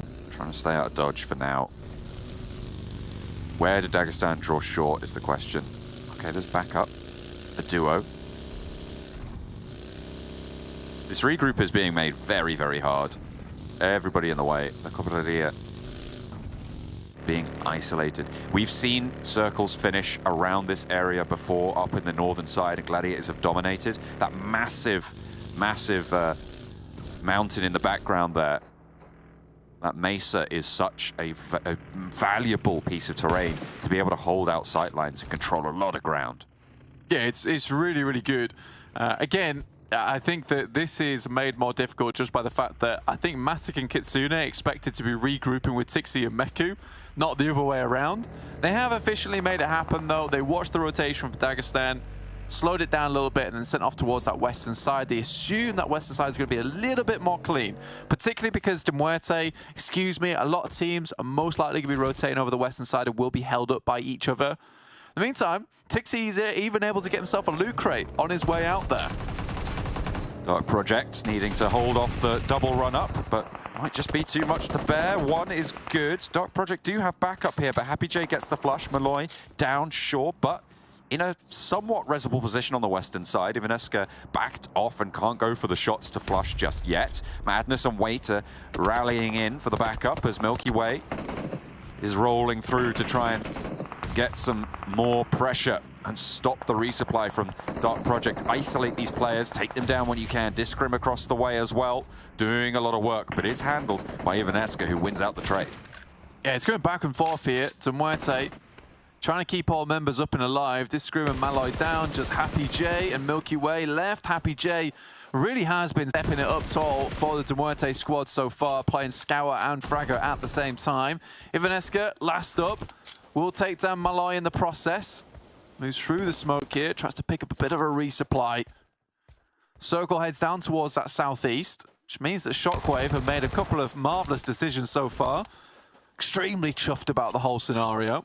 Ivaneska goes down and Dark Project fall. I mean, I said before it was a Gladiator circle blank. Now it's an everybody circle. Everybody who's already in La Cabrera gets shrunk onto wards. Sure, Shockwave led the charge, but you're looking at five or six teams right now in the urban setting. It's a real grim place to end as well, because just depending on where you are playing, at the end of the day, it can be the difference between like a chicken dinner or not. And I don't mean like around the map, I mean Le Cabrera itself, because, you know, when this circle starts to close in, if you're in one of the central compounds, you've got a great chance at the game. However, if it shrinks just a little bit away from that central compound, you can get on the edge of the walls. It's fantastic. If it doesn't, it shrinks directly on that central compound. If you're on the walls, you are going to get massacred. There's no doubt in my mind. So this is a real toss-up of a game if it starts centering on top of Le Cabrera, and it will require some serious skill from these players navigating this terrain, taking some crashes onto these buildings, and forcing themselves into the winning positions. KASIK team on the south side, mostly on a split, but with a foothold on the north. Pretty good foot as well. It looks like Team Doom aren't going to push further in against KASIK team. Sly Europe trying to find their way in. Shockwave really do have one of the better spots here. Although those northern hills also hold a lot of value. I mean, it is, as you say, a very, very tricky circle for a lot of these teams. Yeah, I mean, for Shockwave right now, it's not the best place in La Cabrera itself. But what it is, though, it is one of the most variable spots, because it gives you a lot of flexibility in the sense that you can play alongside these walls. It gives you pretty good defense from the guys up on top of the hill. And it also allows you to get out of La Cabrera just in case you need to. That is the main problem that people find with this position, is if you get into that three-story towards the middle, you're not leaving for quite some time, which is why you see so many teams kind of grouped up around the edges of this urban area for the time being, waiting for where this next circle hits. Tyres under pressure from Team Doom. Major Pride rolling up towards Shockwave. 3 players alive for Major Pride. 4 for Shockwave on the hold, and it looks like they'll have to share for now. Shockwave not spread out enough to take control here.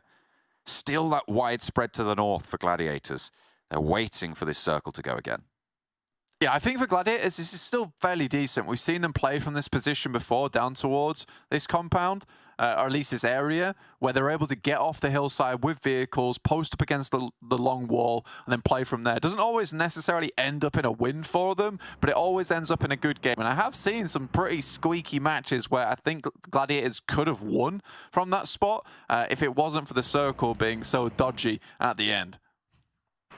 Take a little look at the replay coming through from Happy J from MUERTE. Taking care of business, getting these flushes, knocks, value. You spoke about this player, how he has stood up for the roster, and MUERTE going to be happy about it. But unfortunately for them, it hasn't been enough just yet. Still 10th place at the start of this game. Yeah, it's for MUERTE, I think there needs to be a real step up coming through. There's been a serious fall-off from some of those players. Discrim just not really keeping up with the numbers he was displaying us earlier on in this tournament. And Happy J has once again had to step up tall for the team. Happy J really reminds me of Fleek a lot. KONINA Power, though, down to a very low HP for Palucci. Just 2 of them left with Abolidoy as well as Palucci himself. Ooh, just a sliver of HP, barely alive. Sustained an inch from death there. Palucci manages to pop the first aid. Stays alive. KASIK team with their knock. Currently isolated from them. I said they had that good foothold to the north. KASIK has been slipped off there. Needs a little bit more traction, and they regroup onto the position. They don't want to give it up just yet. KASIK looking to pull up Kaz from his position.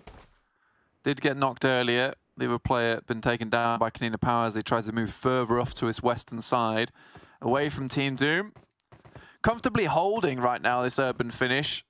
I think it's around about 8 teams with Nexus just about making their way in on the southern edge. They've taken their time getting here. Will have had to expended some medical supplies to get in from the blue, but certainly now ready to go. And we get this nice, gorgeous shot showing us all the players are currently holding down on this south edge.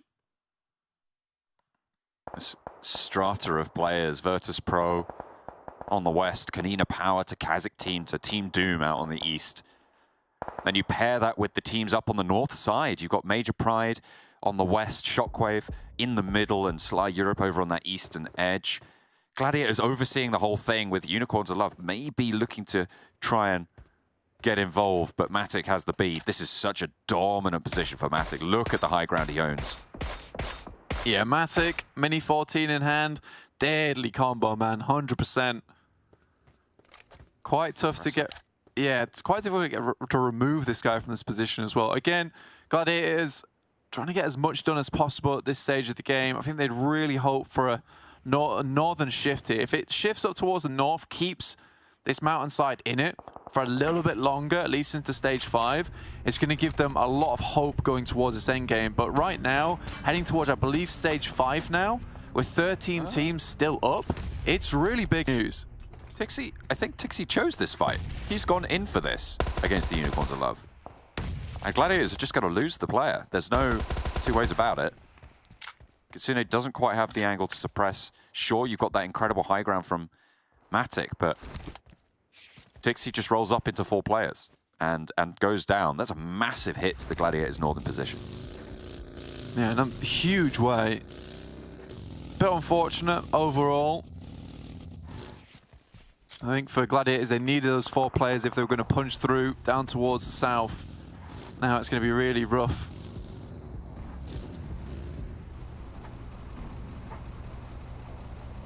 Very tough to call now at this stage. I mean, Unicorns of Love losing Mihi. 5 teams with 4 players alive. Nexus all the way on the south side. Dagestan on the west, still on the outside of the settlement. Team Doom are on the east. You've got, Excuse Me as well, playing right on the outskirts behind Dagestan. And Shockwave slap bang in the center of Major Pride and Sly Europe. Very, very tough teams to come up against. I wonder how Gladiators are going to be able to roll down here, because they have been cut out as well. Yeah, it's very unlikely that you're going to see Gladiators be able to get anything done from this position now. They'll probably be able to pick themselves up a couple of eliminations, and that's what they'll want to pick up more than anything.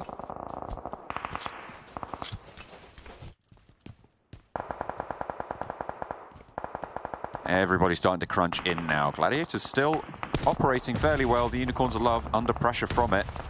Sly Europe managed to hold that off with the aid of Kitsune.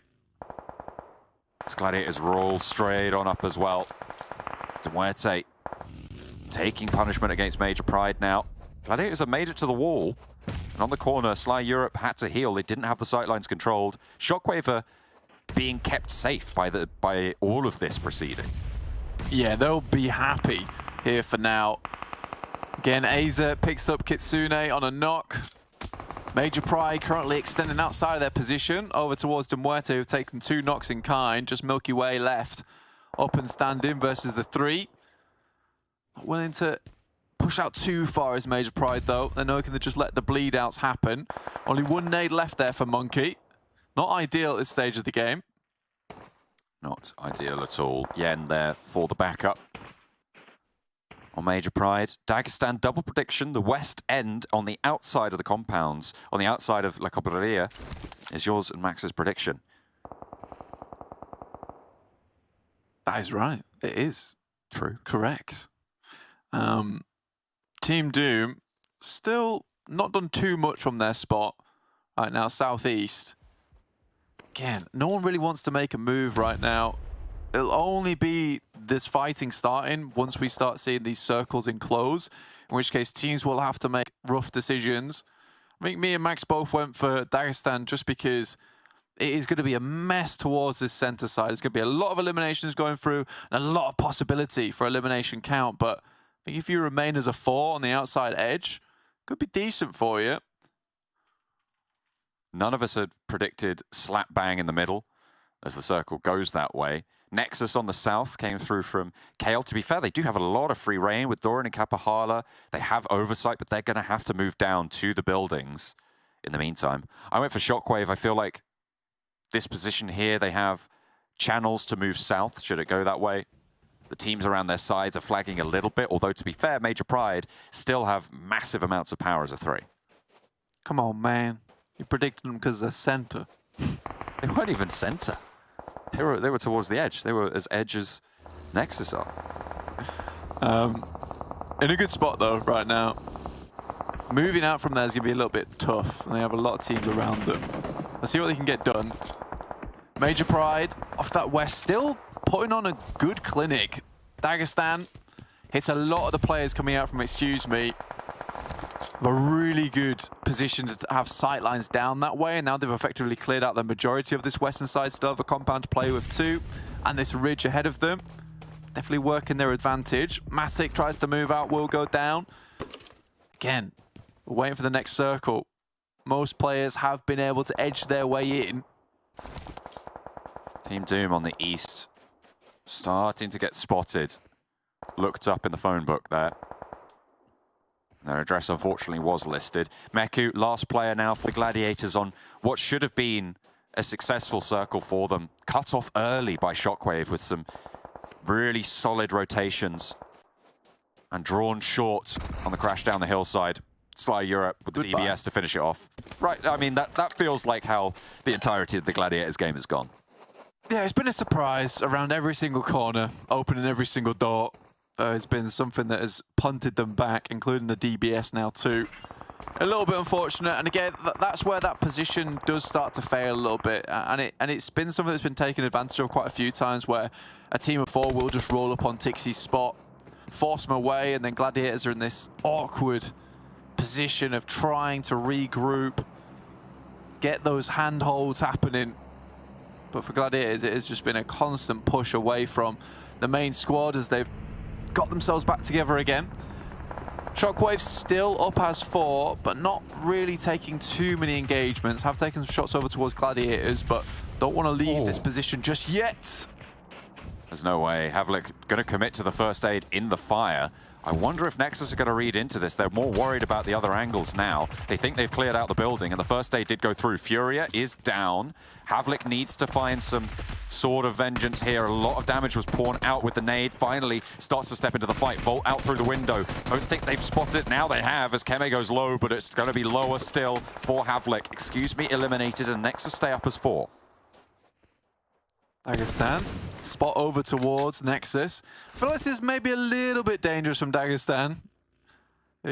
Actually having a little bit too many eyes on you right now. Nexus, though, firmly know that the team should be coming over the top of this ridge. They've got some loot on board. Circle centers up towards the middle. KONINA power, 2 players still alive, so it's all for the taking here. And it looks like Dagestan are going to just head on out. This northern conflict needs to resolve itself as well. Major Pride, Shockwave both still holding up there.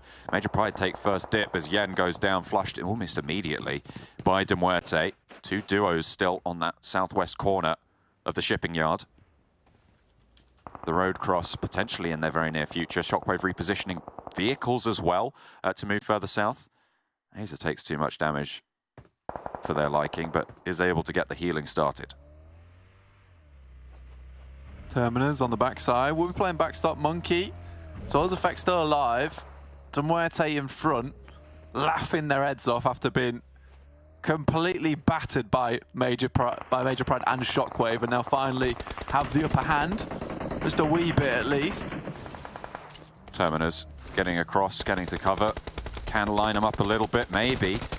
Sees the shots coming through and just sprays on through the smoke and finds the value for it. Thinks there's more. Maybe going for the flush here as well. There certainly is one more. Mandarin on the deck, but they just can't see him. There's the flush that came through. Phantom has got a massive line here of sight over towards Sly Europe. And Shockwave so far successfully moving south, trying to transition into this next circle. Yeah, did lose a player, but that was about it. Right now, moved away from Major Pride, who seemed to be the big sticking point for them. Meantime, Dagestan look to cut off anyone coming down on the western edge. It's a smart move. Might be able to pick up MUERTE as well as Major Pride as they crunch each other in. But Shockwave looking to clear out the eastern edge now. Trying to sweep down across the road. Team Doom, 3 players, but caught out by KASIK. 3 players of their own to hold off. The push as Phantom flushed away. Goldie trying to crawl away in the building. Upstairs, there's still potential for these nades to come through. Mandarin finally shut down, and Shockwave now opened up a little bit more ground in front of them. They'll need to try and take control of that as soon as possible. Team Doom with 2. Goldie on the window hold. Right on the edge of the circle now, and they'll need to move. Nades seemingly exploding so close to them. Not going to find the damage they were looking for, however, as the circle once more shunts in central. Yeah, KONINA Power have made a very good decision earlier on to pick up this spot. It's worked out well for them. VIRTUS.PRO ahead of Dagestan. Shockwave will be moving over pretty open ground, but can get to a decent compound soon enough. Nice. Good nade through the window. Michelino down. Goldie looks to maybe jump out, pick up an elimination, but instead the revive. Just going up to the staircase. They think better of trying to go in for that challenge. Waiting instead to get a little bit more central. The push comes through, and Shockwave immediately lose SNOIX to KONINA Power. That is such a stronghold position for them, but can KASIK team try and take them to task for it? Yeah, for Shockwave, it is this open ground that's ahead of them, which is the issue, which is why you did see Major Pride and MUERTE both stick on the western side. It's a lot easier to branch through this area than it is to push round on that eastern edge into the middle. So for Shockwave, they've expended so many smokes, but those are going to run out soon enough. KASIK taking shots over towards NEXUS, who are slowly moving up further north. But KASIK still have Team Doom to worry about. As Goldie knocks one of them, answered, sure, but they're tenacious, this Team Doom roster. Ingush around the corner, wants the challenge, but he's not up to it this time. And now it's just one player left. KASIK, the namesake of the squad, moves around the side, spots the heal, and wants the challenge as well. This time he will convert, but that is dismantled on the east for both of these rosters. Shockwave made a really cool play, actually. Decided instead to immediately send off towards the western side, cleared up both MUERTE and Major Pride, realizing that, you know, it's a bit folly to keep heading over towards the east. And they're going to continue pushing in. Limbo Boom has to be effective from this spot. There is reses going through. Zadira, low HP, hasn't revealed themselves as of yet. That nade could be massive in there. It will just clear both of them out. Should do at least. There it is. There's the one. Keep is low, sure, but wants to commit to the heal. The second nade to follow it up, and there's the knock onto Shifu. Dagestan split in half now by the Shockwave blade on the east, on the western movement. You said their play was solid, was cool. I have to agree there. Now Limbo Boom caught out in the open. Can he get a knock in response? No, but Zadira can, and potentially even a flush. Terminus taken low. Trazen down now, and Zadira might be able to stay up and alive for Dagestan. Shockwave own one player now in a twisting turn of events. Terminus needs to turn around and land this shot, but Zadira drawn short by KONINA Power, the duo on the inside. It's a little bit of indecision there coming through from Dagestan. Last player now alive for Terminus. The nade from Palucci could finish it off. Does get the rares, so will be an instant knock and just bursts a bit short there. Aza wants to heal on up. KONINA Power, so many players are moving on in. NEXUS still alive. KONINA Power holding off against VIRTUS.PRO on the south. As well as Shockwave still knocking on that door. Meds run dry. Have to move in. Palucci knows there's players inside this building now. And Shockwave is going to bring out something magical. A Bolodoi up top is nice. Bounce that grenade off the top there. Will explode in their faces. Not quite enough though as NEXUS moves in. Palucci's in a struggle spot now. This is 4 teams alive in the final circle, Blank. It's really down to the wire. As Aza is the first to fall, Terminus as well with a back to it, and Shockwave fall down first. Nexus climbing up now to the top of the wall. KONINA Power will have to leave, and VIRTUS.PRO, maybe it was this time. Maybe they're going to be able to hold out for one more as KONINA Power fall next. Nexus now with the challenge. Will they be denied by VIRTUS.PRO? But if Hayes taken low, Nexus still rolling down the hill. Keme, Dorin up the top, Kapahala down lower. They're lining up for them. The burn could be good, but Keme is immediately dispatched. Off Hayes, lines up around the window, and Nexus, they're shut out, and it's VIRTUS.PRO. This time, they will be successful in holding in the center.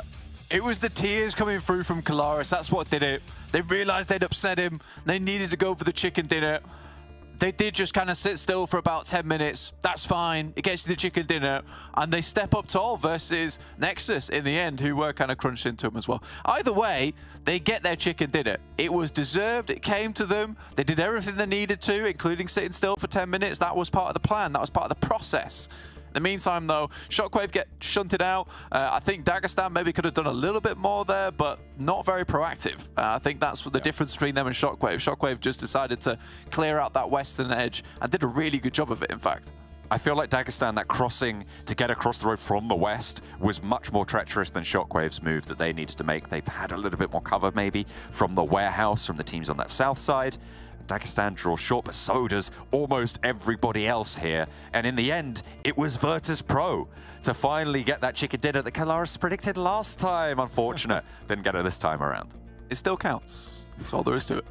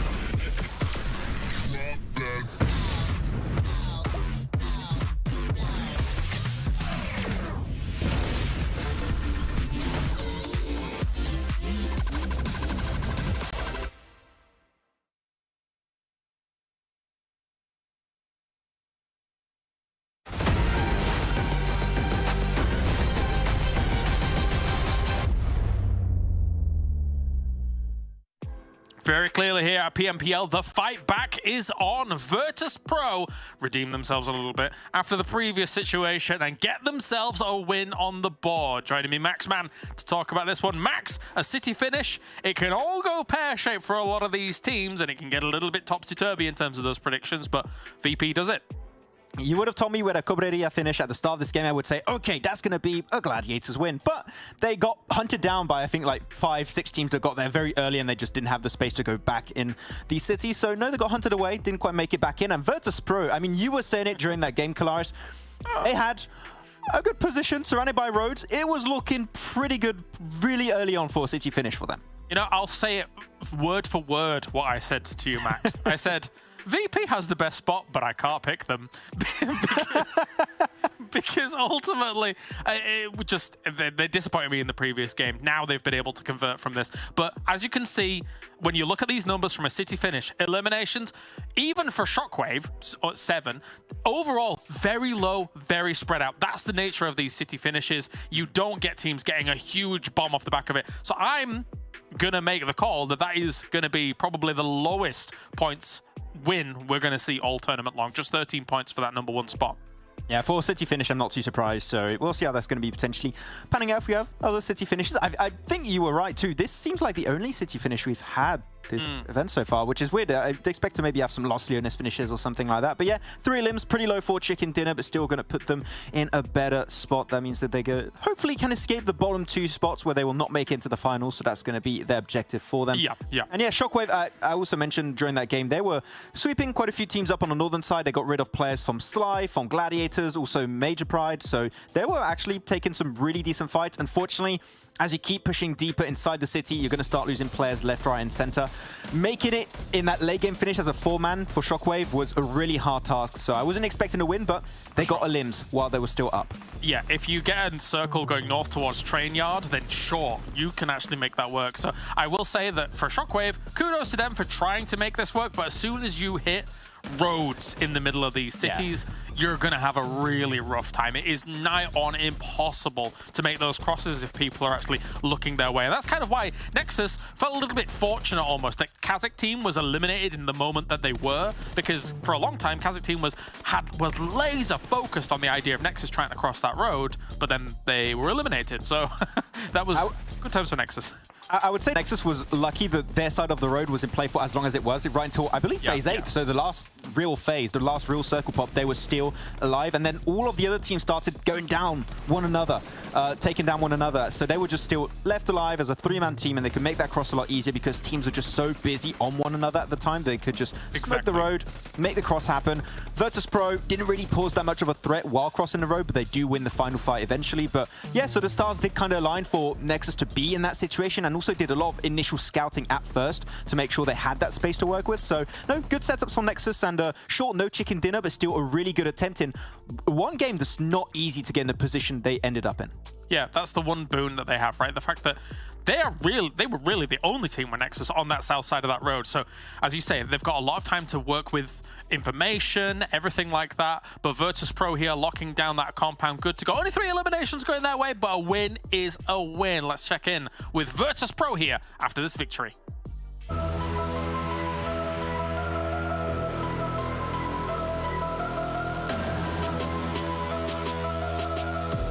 Stands up fine, spiky though. Ingush really caught out in the open, but there's a trade-off coming through. VIRTUS.PRO stopping Ozorox in their tracks, and they leave Ozorox down and out as well. It's HVVP. Finally eliminated, and now just the one player for Death Machine. Korka spotted, NEXUS steps up around the back, has the knock onto Old Boy, but doesn't have any more. Есть какая-то УГХ, первый нок по Харакири проходит, и добивание от Пучка, но нет, Пучок также оказывается в ноке, и все-таки оффхейт. Вика и его команду, но не тут-то было, минус жебрет, и Вик не смог, к сожалению, перестрелять Пепла.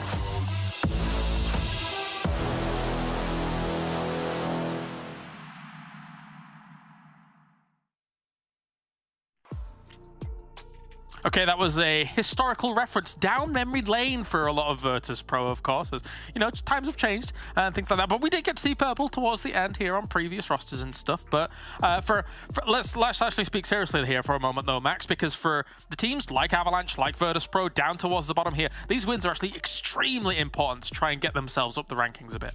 Especially for VIRTUS.PRO, I think these last two matches, this might be the reason why you see VIRTUS.PRO potentially make it into the finals. So as you said, very important games for them. And we're seeing it super close towards the top. It's also pretty close towards the bottom. So just one really strong performance could be your ticket for the finals. So these could be really, these big important games when we look back in the finals.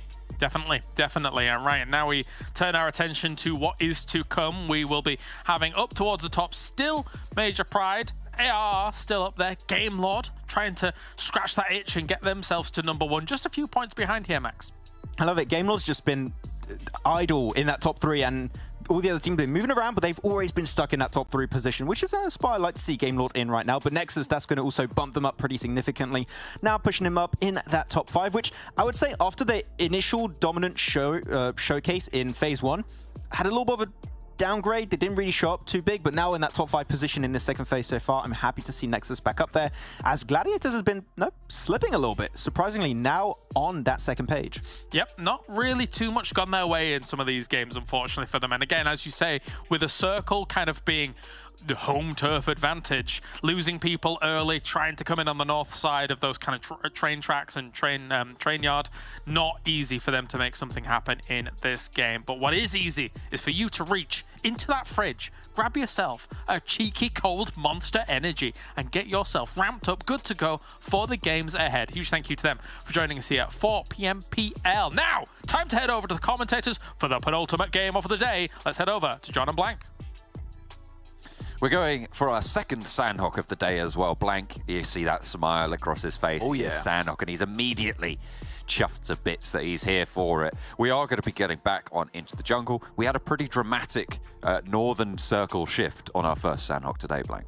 We did, yeah, and it was quite the struggle was for a lot of teams, and I think they decided that they were going to play it out a little bit more safe, which was funny because we got a northern shift where Paris Resort becomes very, very important, let's say, for that game, in which case no one tried to fight for it. Everyone was like very much happy to keep things nice and civil over on that side of the map. So I think that, you know, looking at that, at least, John, I think that some of these teams might realize that fighting Paris is sort of a bad idea. We can get further in the game if we don't just do that. Nexus in particular got towards themselves a second place with not heading down towards the rocky side of Paris Resort and trying to take a fight with a team that was held in there.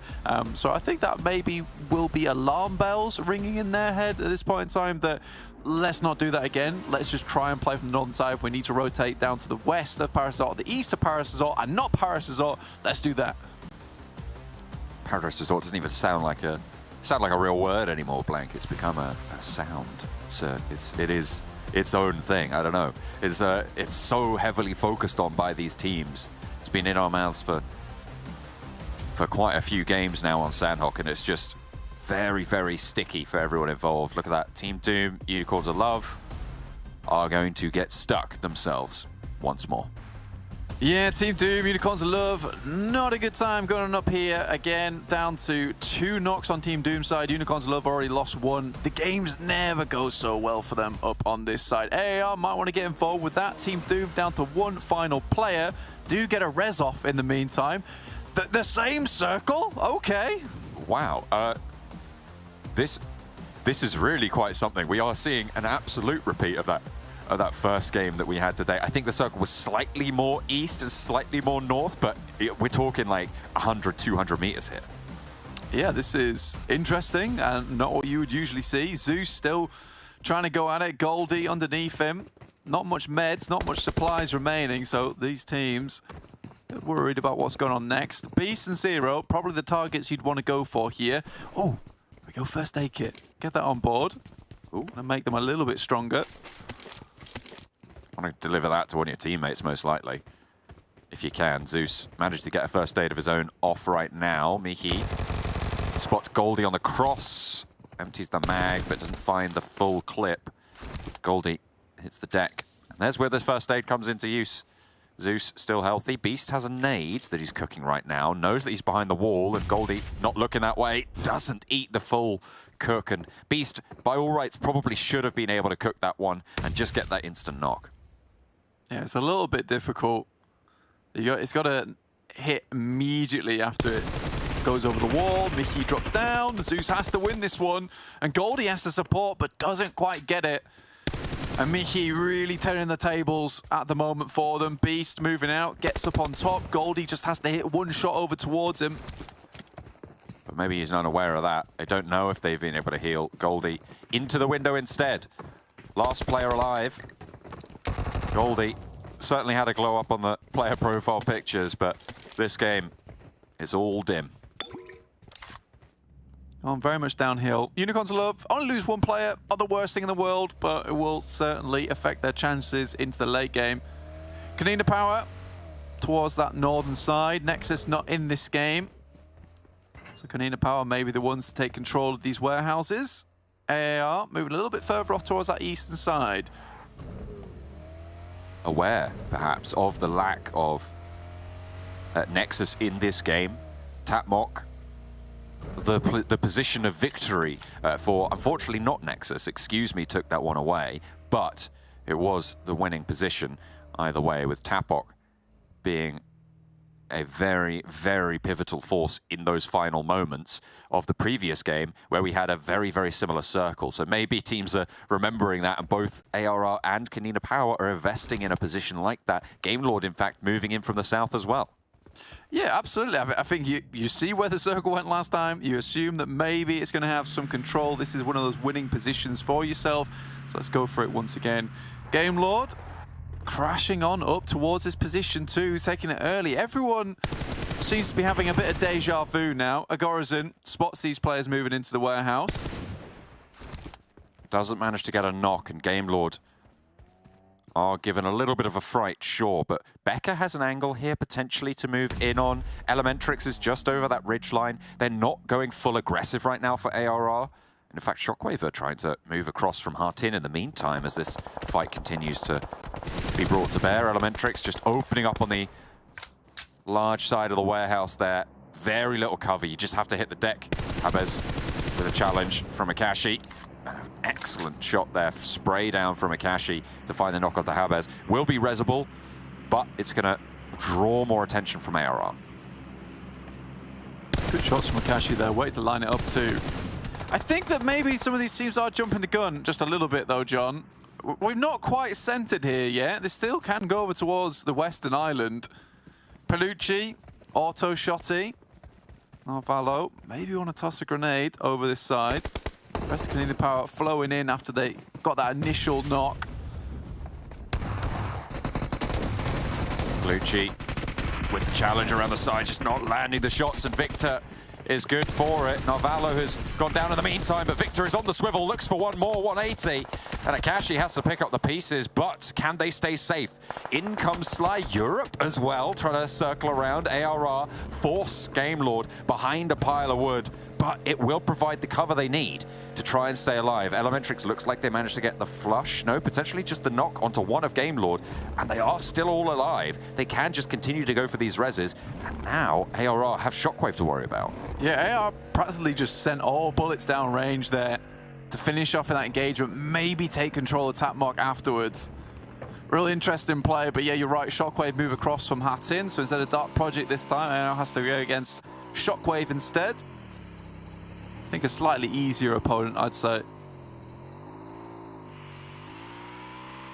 After last game, Shockwave did give it a good go, but this time around, Termina's already cut down Aza there underneath the stilts of the building. Tapok just doesn't have an angle there. Elementrix moves in to try and get the beach side, and the res came through. That was very, very timely. They know this run-up is here. Snowix has an excellent high ground position, sure, but Elementrix gets away with it. Aza absolutely feels the brunt of that one, as does Terminus. That res now over-invested towards Elementrix, can heal up. Can Trazen try and stop it? I mean, there's no way they're stopping these knocks coming through as Terminus Tried to stand up to assist. He got his legs taken out from underneath. Elementrix still making plays. He's going to pick that again. Wow. He's got no HP. He's bold. He's courageous. He's the hero that AR needs. It's almost like he knows that he thinks that... Oh, it's just so many strong mind games coming through from Elementrix there to know that the opponent thinks that you're going to go for that first aid, to re-peek it after that little bit of time. With the team coming through, perfectly played off one another. This is team play coming through from ARR. Yeah, team play, just basically sending Elementrix in and then just supporting him from there, pretty much, yeah. Glass cannons, yeah, get the tank in front, all works out just fine. Dagestan, though, move into position. Unicorns are love, harried here by Major Pride, just Beast remaining. I think Nomi has a general idea of where he's playing. Grenade should get the game away, and in fact, yeah, there you go. Nomi did, in fact, manage to thread that needle, but nobody's had a good time in Paradise Resort this game. Unicorns going down, Doom going down, now Major Pride losing a player. Excuse me, Wise to get away from it. Keeping all four of themselves alive. That northwest point of the main island, a real hot spot right now for ARR, all four of them alive. Dagestan have crunched in as well, as Snowix tries to keep things together for SHOCKWAVE. I think Gladiators are assuming that this would head further towards the west, especially with it being a little bit more towards that northwest island. Instead, it's dead center. So they set up on top of the northwest mountain itself. VIRTUS.PRO underneath them currently. Yeah, Dagestan right now continuing to push AR into a corner. That might be Game Lord that took shots up towards Dagestan there. All the way from Tapmok, I mean, Dagestan currently on this ridgeline have really good open angles onto ARR, and you imagine they're just trying to get to the ridges close by. Oh, it's excuse me that cut down effect earlier towards Paradise Resort, so not actually engagements inside of Paradise Resort, rather those just a little bit around and about them. Yeah, practically the beginning of the game there, I think it was around about 20 seconds in, so a Major Pride been playing with 3 for quite some time since stage 1. Sly Europe head towards a compound down towards the south side of this fight that's going on between AR and Dagestan. I think AR pretty much scared, and I would be as well. Dagestan playing in the exact position that they used to take down SHOCKWAVE where they currently are now. Bit of a Uno reverso. So in this case, I think AR are going to opt to head further down towards the south. It's not a bad decision at all. There's no point fighting that losing battle. We spoke about potential strength from coming across from this northwest island earlier in that Tapmok finish that we had before. This time that larger slice keeps both Gladiators and VIRTUS.PRO in.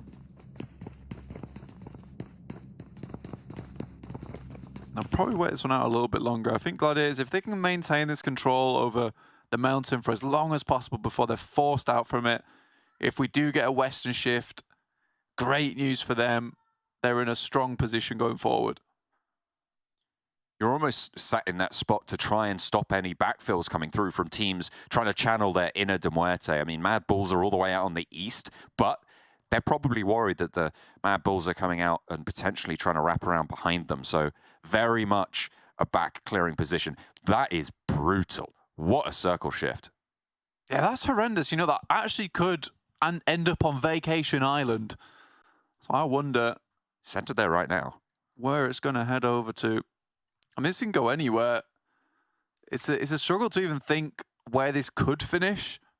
I mean, Sly Europe currently stand a really good chance. Gladiators fly down over towards VIRTUS.PRO. They find the initial knock. They were on their rotate as they went through. Kitsune and Matic not quite there yet, so it's Tixi and Meku currently marshalling this push down that side. Avalanche. With Woodson down, need to suppress Game Lord in Tapmok. The difficult push. We saw actually Avalanche play from this position in the Tapmok finish. They tried to get across and they just couldn't. They were going to be shut out time and time again. Major Pride lose another as Fleeke is traded, but the knock should be resable here. Zerich gets a lot of value from that spray as Yen doesn't have an answer for it. Instead has to back off and go for the heals. Fleeke, however, not really looking to get res right now as Frozen is dodging around, and a beautiful burst from Monkey. Now only one player to contend with. Tulika is there alone right now. Zerich not in a position to back him up. An underarm nade out the window. That's the Molotov. Gonna burn away another angle, and Tulika isolated into position. Monkey fighting for his life and for the life of Major Pride as well. Zerich is gonna start to move on in. Yen still operating in the backlines, by the way. Tulika wants to get this res, a nade in hand being cooked. If he banks it off perfectly, it could be a double burst, and Tulika couldn't eat the most of it. That's huge from a nade from Monkey. What a hold, 1v3. Yen holds the backline as well, but Monkey the star of the show. I mean, this guy has always been hailed as the grenade maestro, right? He's so good with him. That nade through the window as the push came through, that only comes with experience and time within the game. And Monkey has all of it. Circle, again, still towards that central side. VIRTUS.PRO tried to go for something cheeky over towards Vacation Island, but Gladiators are having none of it. It's still in the circle, by the way, on the western edge. AAR yet to move, keeping it pretty chill on the northwest side. But excuse me, Sly Europe both have these really strong compounds themselves, and GameLord just about got out for that compound in Tap Mock, but still have Avalanche to deal with. Goodness me, Sly Europe in a pretty solid coastal spot here. It's a question of holding teams away. Only teams on that south side. Only team on that south side, sorry, Major Pride with their duo. Avalanche now still pushing in behind GameLord, and Victor finally goes down. Narvalo as well as Dagestan get an angle. Avalanche, though, not so lucky, and Robs with the DBS. Iconic as ever. Only good for one, unfortunately, as Alicio has one of his own in the back pocket. Akashi tries to move in for GameLord. The hold-off is going all right, but that is a big north shift up again to bring it back to the mainland. This is really good news for them. Akashi, though, is still going as far as he can. Pulls out the nade, but the blue starts to push him just a little bit, and they'll be forced to make a decision soon. Versus the DBS, it is a dangerous scenario. Through the door, it's the wood that survives. Oh my goodness me, nade around the side as well, and Avalanche are just falling down. Alicio finally getting GameLord out of the running, but Avalanche on one. Woodson, Resable, sure, but playing as two from this northeast side with, excuse me, with their feelers out the back. Havlik, you can see he is putting that pressure out. Fortunately for Avalanche, he is out of nades though. So no more to lob in and no more to be worried about from that angle. However, I wonder if Furia has any.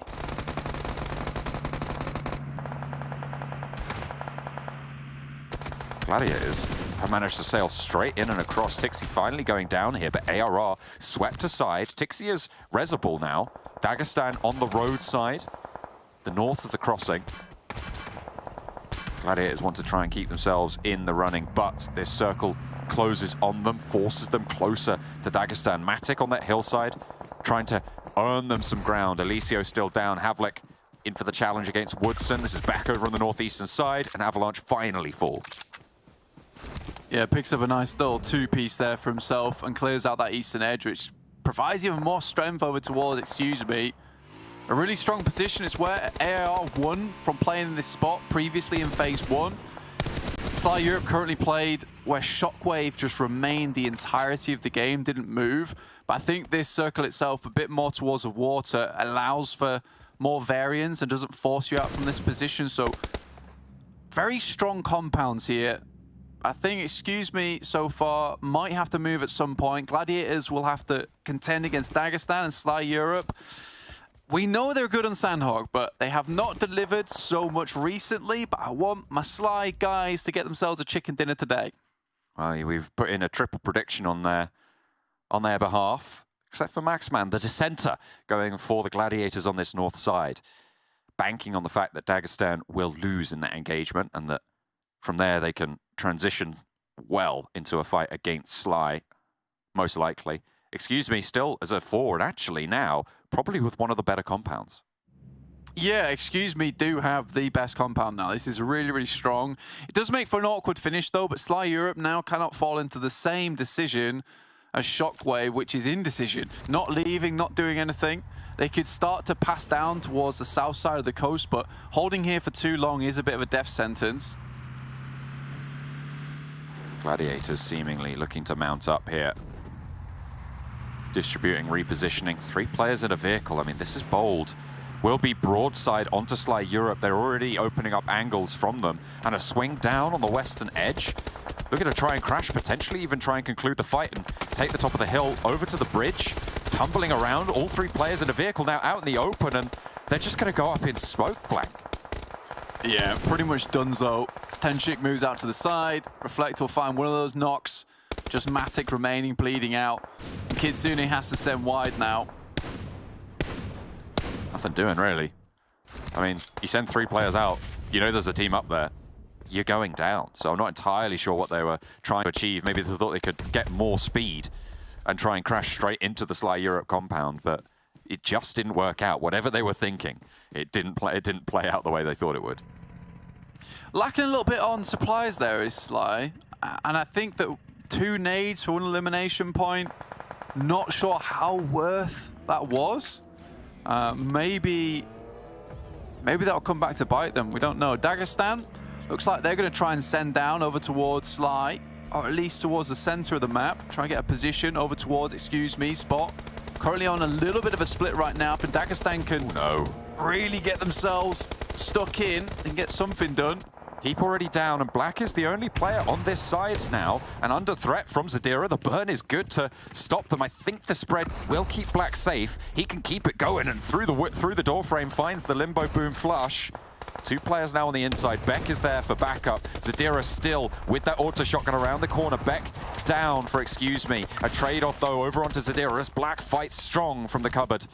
Will be able to survive, but now these knocks are in. Sly Europe might have an opportunity. Major Pride are sailing in from the south.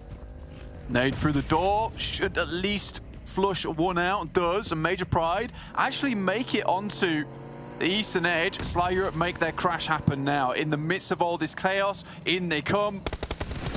Furia first to try and get anything done, but Reflect falls as well, and now it's only the players on the outside. Black is still fragging out of his mind, though. This DBS is so brutal, and he's taken down 2 of Sly Europe. Oh no, it's all coming apart now. This crash looks so good, and Mandarin's the next to fall victim to the DBS. A 2-player knock already, a 3rd already fallen to the DBS, and now just Tenchik remains, and Black gets the squad wipe. A 1v4, his teammate fell, and he stands tall. Sly Europe fall in 5th. Silly Billies. That's all I could say, really. I mean, that should have been free as anything. A really nice crash, but just did not have the utility or what they needed to win in that fight. Major Pride now have a real chance of this game. Goodness me, Black absolutely playing out of his mind. First of all, holding off the initial crash from Dagestan. Trapped in the corner, fought out strong. Then in a 1v4 against Sly Europe. It's big news. A play. Big news for Excuse Me. Oh, Major Pride. I think they are pretty geared as Major Pride right now, though, and I think Monkey's got a couple of nades on board, so you got to be worried about that. Snowix, again, moving from the outer edges. Goes down very similar to before. Shifu still up. 3 remaining teams as Yen moves out. 2 nades in pocket. That'll be really big for them. And they are in the center at the moment. 6 grenades for Black, though. He got a massive resupply from Sly. It's a full team's utility. Shifu carrying the back there. The central Major Pride position. But there is still 1 more circle to come. Shifu steps out, finds 1. Black takes a ton of damage. Don't think he expected that one coming through. And Shifu's going to step out some more. Havlik also up for the challenge, but Black, he's on a warpath today. 8 eliminations just for him alone. 7 in total for Major Pride. Havlik on the inside wants the heal. The nade in, that might catch Havlik, but he ducks back in nicely. Furia taken down once more instantly. And the burn will continue. Black wants to get this res again, but they are trapped on the outside and will be forced to go for this push. Black into the vehicle to go for the heal. Trying to get as much information as possible. Gives them that wide view around the sides. Monkey steps back. This is so smart from Major Pride. Realize they have the circle. There's still reses going off. There's time that plays into the hands of Major Pride across the road. if they play the cards right, send some nice nades their way, should be curtains for excuse me now. Fury are still crawling forwards. Black around the side. They need to get an opening pick, but with Fury going down, it is now a 2v2. Havlik dropping the smoke, going low, hitting the deck, but falling out with it. And somehow Major Pride get far deep into the game. They pick up the final 2 eliminations, and with it, a chicken dinner, the second of the day. I mean, it's an incredible chicken dinner, honestly. It's not something you saw coming. There were 2 players for such a long time, and then just zoom up from the south side after winning out their engagements, man. I mean, from there, they made some remarkable decisions to win out that game. And I think Monkey, with his performance against MADBULLS, they certainly deserve to win that game because he played out his mind. I feel bad for excuse me, especially Havlik, who really took things to task there. But, you know, there was another clutch master in that lobby, and that was Monkey. So you go toe-to-toe there, you've got 3v2. You don't win it. I'm sorry, but it's game over. And it looks like Major Pride will pick that one up, who are now on a warpath towards the top of the lobby's leaderboards. Absolutely. I mean, they were in first place before this game. I'm sure that lead will extend over AR now. And are they going to be catchable this phase? They could even step up for the overall leaderboard. Matt Blankets, it's huge. It's absolutely massive. And they should be absolutely chuffed to bits with that one. Major Pride put a massive dent in their performance. That's right, we said at the beginning of the day here, Major Pride is looking to extend a lead, a stranglehold on the lobby, and indeed they are doing so here today. Max, this is Major Pride's got written all over it, even though it was close at the end of this Sanhok. Yeah, I mean, Black really did put a spanner in the works, I think. Spanner in the works? A spanner in the works. I forgot the word there for a second, but he really did with that DBS, able to get himself some good clutch moments. But crossing that road with Monkey and Yen with that type of angle, and I'm pretty sure, excuse me, used all the utility they had available at the time for them. You're not going to make that cross happen. That circle shift was a little bit too rough. So yeah, Major Pride, as John was saying at the end there, they are looking to extend that lead as they were already in first place, and 18 points is definitely going to help them achieve that.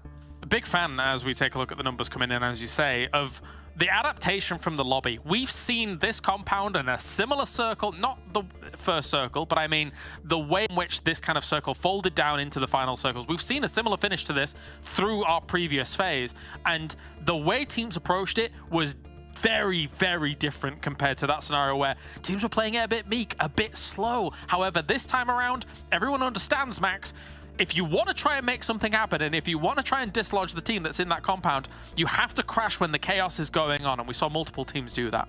Exactly. We needed to see Sly go for the crash while everything was happening on top of that excuse me compound, which at first Dagestan go for the crash, and we were a little bit surprised then Sly's not pushing up. It's a bit weird. They're not going for that one opportunity. They got a bit lucky after because there was another crash coming on through from Major Pride, so they do make the crash happen there. But I mean, as you said, sure it's Major Pride chicken dinner, but I'm going to say it's an unofficial Black chicken dinner because Atalim's there, and with a weapon, I know you love Kalaris, he really popped off on that defense. It's weird, that. It's as if everyone loves the DBS at the moment, apart from the people that are victims of it. It's it's a pretty good gun at present. And I will say, when you are playing Sanhok and things like that, for my money, I think that a team should have at least 1 or 2 shotguns available for this battleground. There's so much close quarters action going on. If you're trying to breach these compounds and you're going up against a DBS and you do not have yourself some shotguns, be it an S12K or a DBS or something like that, I think you're walking into no man's land at that point. And Black made that look easy against some of the players he was going up against. And I really enjoyed how he was playing with that DBS because it was a very micro-focused play that he did, but he had a smoke inside the building. Was it his smoke or smoke from Sly? That I'm not too sure, but he was just playing on the absolute edge of it to try and just get those easy shots the moment you show yourself. I don't want to talk about this play. I wanted to go for a meme pick. I mean, everyone went with Sly. I was like, you know what? I'm going to go for a little bit of a funny pick. I don't think they're going to get the win, but that was not a win-level play for sure. There was a glorious moment, Max, where I predicted your prediction, though, so... You did. You know what? That's. I mean, we worked together for so long. You could just read me like a book. I have the impression. I do what I can. I do what I can here. And Shifu does what he can as well, Max, because, I mean, given the scenario Dagestan was in, Shifu is a guy that really can come up clutch for a team that's not doing quite well, but I think Shifu stands on his own sometimes as a talent. He is the standout player from the team very clearly, right? I would love to see, I mean, for example, when we're looking at Major Pride, we said Effect has not been set up really well in phase 1. Now that is happening. I would like to see a similar thing, I would say, Kalash, from the side of Dagestan, in the sense that I want to see Shifu be on the front with his team and they just set him up and he's like this top fragger of the team, because we've seen in PMEC what he could do. We saw in previous events what he could also do in previous PMPLs. He is such a star player. I just don't feel like the setup, the synergy is there yet. I think the moment that happens, we see Dagestan fly up. I think this is a team that could potentially compete with the best teams in this lobby, but they're just not there just yet. But there's still time before the finals. I get what you're saying. There is potential. We will see down the line, of course. I think, though, with the entire lobby stepping up the way that they have here in Phase 2, it's difficult for you to find a perch on some of these games when everybody around you is just getting better and better as time goes on. And not only getting better and better, it's the teams as a whole around you are getting better and better. It's not like one player on each team is like, oh, suddenly a little bit of a rise up. No, everybody's being able to gel much better with each other here in these lobbies. So with one final game to go here, it's going to be going over once again down to the wire here for our day number 2 for this part of the phase. But before we move on to that, we shall check in with the Royal Pass, check in with some skins and see what they're all about.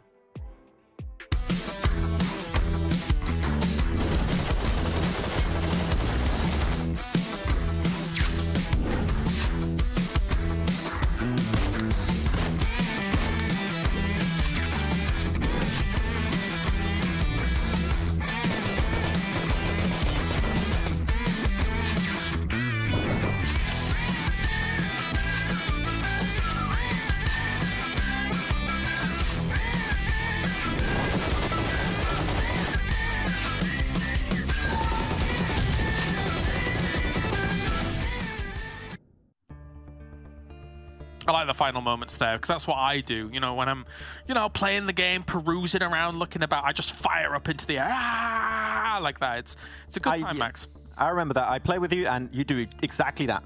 Yes, without the skins, though, because you just have the default skins.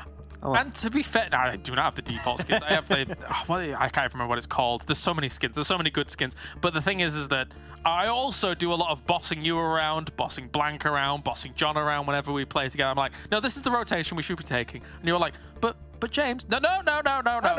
This is where we're going, okay? Well, the highway. Yes. That's right.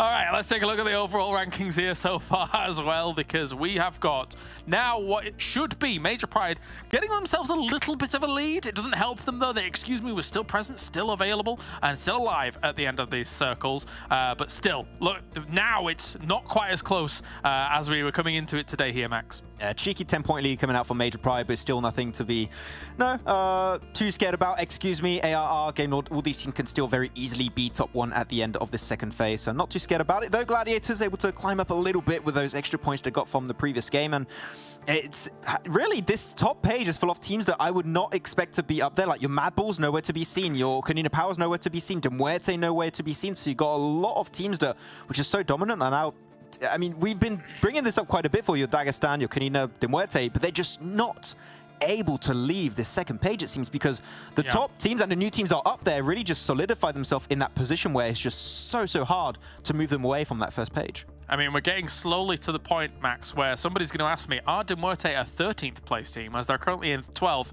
And I might have to say yes, because it's not looking phenomenal for them at the moment here. Before we get into this last game, so before we do get into this Erangel here, Max, what's your eyes on? What are you thinking here, going into the grassy pastures? I want to see MADBULLS do well on the grassy pastures, because they're top team when it comes to Sanhok and when it comes to Erangel, and they've just been struggling to get in late game circles. I do not know what's happening on their side. As we said, a lot of the teams have leveled up around them, so it's a lot rougher for them to actually have an impact like they did in phase 1. But yeah, look at that. Even their stats. I mean, 5.53 over on Erangel. That's a really good average to have. It's like fantastic, but we're just not seeing the MADBULLS we saw in phase 1, which is unfortunate to see. So I'm hoping it's going to happen here. Yeah, I was going to describe it as something quite severe, but I'm going to refrain from using severe words about it. But it definitely looks muted compared to what we were seeing from them in phase 1. I'm sure that, you know, again, a team like this can definitely bounce back from that. Some teams do go through these lulls, even in, you know, long-form tournaments like this. But it's better to get that lull out of the way here and now, Max, compared to having that hit, you know, a week or two down the line.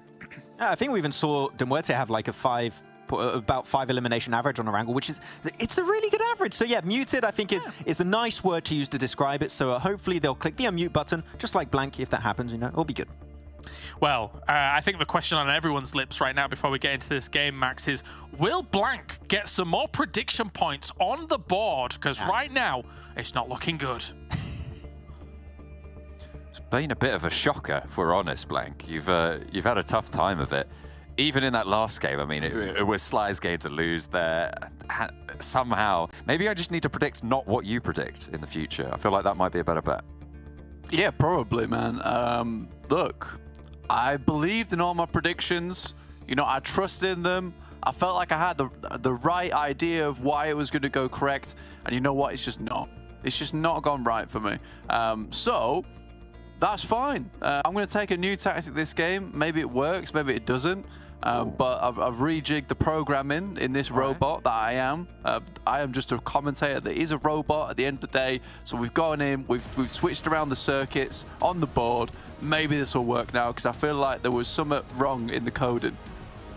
Yeah, I mean, you're going to have to change something, if we're honest. Although, to be fair, today has been pretty poor for getting these final circle predictions right for everyone. Maximum 2 points for me and Kale, only 1 point for Max, who was on fire yesterday with 11 prediction points. It has been quite chaotic in these final circles, especially, I mean, that Miramar, right, was exemplary of that. We had 4 teams alive in the final circle. So what you're saying is if I get 3 points on this game, I am the winner? Only if nobody else gets 3 points. Or as long as neither me or Max get top 3. Or me or Kale get top 3. Right, easy. This is so simple for me. All right. This is it. This is the one. Right now, I'm hedging all my bets on this one game.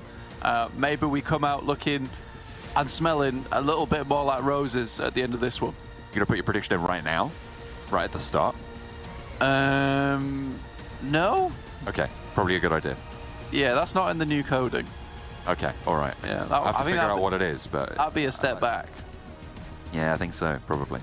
Yeah, or it could be a step forward, honestly, because of the way things have been going for me right now. Maybe a randomized pick would be just better with what I've been doing. I mean, statistically, you probably should have got one right by now, right? Yeah, I know. It's crazy. Doesn't make much sense. My averages have been pretty clean, but it is what it is. Anyway, looking at this circle that's not on our screen as of yet. Playing path through the middle-ish area. Gatka still open. Not too much going on. I do have concerns about this team and this team, though. Those two scare me, especially with this rotate that's going to come through over the top of prison up this side. There is going to be some fighting, some engagement between Nexus and MUERTE. There always is. We're having a Western Circle, pretty fair Western Circle as well. I'd like to see this one head up towards the northern side. I'm kind of sick of the fields now. Yeah, we want to get up in North George, maybe? Speaking of North George, lack of gladiators there. They're on their backup drop down southwest. Pushing past ARR has become a lot harder of a task during this phase. I mean, this is a team that has had such an impact into this phase. 155 points, 3rd place right now on the tables. They're doing well. VIRTUS.PRO, almost the exact opposite. They have been down on their luck and on the points, and they're going to lose a player this time around as well. MUERTE pick up the point. Yeah, unfortunately, VIRTUS.PRO aren't able to nab any vehicles on the way through here, John. No thievery happening today. MUERTE towards that northern side, just outside of Mansion, looting around Lipovka. We'll wait around here for a little while before making their way in. Major Pride edge their way underneath MADBULLS. Pick themselves up some vehicles, always required for their position they're currently in. There's a fair few amount of compounds around this area. You need vehicles to get to them quite quickly so you can start looting up as fast as possible and then get into their new position. On this western side, realistically, there's only Excuse Me who's in a real prominent spot right now, which is South George. Gladiators opted to drop out nice and early. get down towards the farm side of things. Well, not farm side, towards Yellows and Lighthouse. So they have one player over towards Sosnovka and Tixi, watching out for any rotations that might be coming through, whilst the rest of the team loots up around Very Pier. Just getting some loot on board. For now, those rotations are a little bit more calm. 15 teams in the lobby. Everyone fairly evenly spaced after the initial catch-up. Let's take a look at that replay. Oh, no, hang on a minute. A different replay. As Nomi tries to run down past Striker, but that, I mean, that's one hell of a death stare from Striker to be able to just turn a player around like that. That's incredible. Yeah, sends him away instantaneously. No problem. Back in your corner. Away with you, Major Pride. Major Pride do like to extend themselves a little bit too much sometimes. That's fine. Send them away. Easy enough. AR down towards Gatka side. Again, fairly decent positioning from them. I feel like they don't do as well when they're central, though. I feel like they do well from the edges. Start pushing in. They like to feel the heat of the pressure pushing down on them, which gives them a bit more of that glow during the games. This is more a mental point than anything. You know, it is also a mental point, but they're very good at playing under that extreme pressure. Kind of like how I was in school. It came down to the test when it's crunch time. That's when I did the best personally. You know, in my room, researching, studying until 1 AM, been real tired for that test. But that is how AR plays, and that's okay for them. If it works, it works. And it worked for me, it can work for them. It's a cramming. Go play center. Yeah. Don't cram yourself in, but cram to the edge. Exactly. Something like that. We'll go with that. That's right.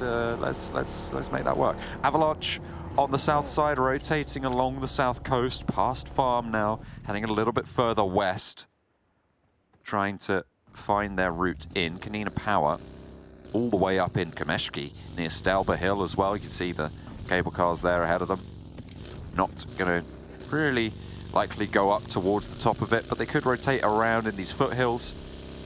But to be fair, there's probably some pretty decent loot up there that's still untouched. They can secondary loot spot it. There's everybody else flooding around the sides. Yeah, they've got a pretty big time rotate ahead of them, put it that way. So I think for them heading over to Severny side, they will come into contact with Shockwave as well as Unicorns of Love. I don't think those two teams are going to cause them too much bother. Excuse me, on the other hand, keep running themselves into some good wins, honestly, some good positions around the map. You can tell they've been studying in their meantime. A lot of the circles that we've seen before, where there's a chicken dinner that comes through from that position, from that compound, they will occupy it, which is always really nice to see. Or at least occupy an area that gives them the biggest chance to fight against a team that has the prominent compound. So I like that from Excuse Me. I don't think that they're the most skillful team in the lobby, but I will say that they're putting the work in behind the scenes, and that really speaks to their point scoring right now.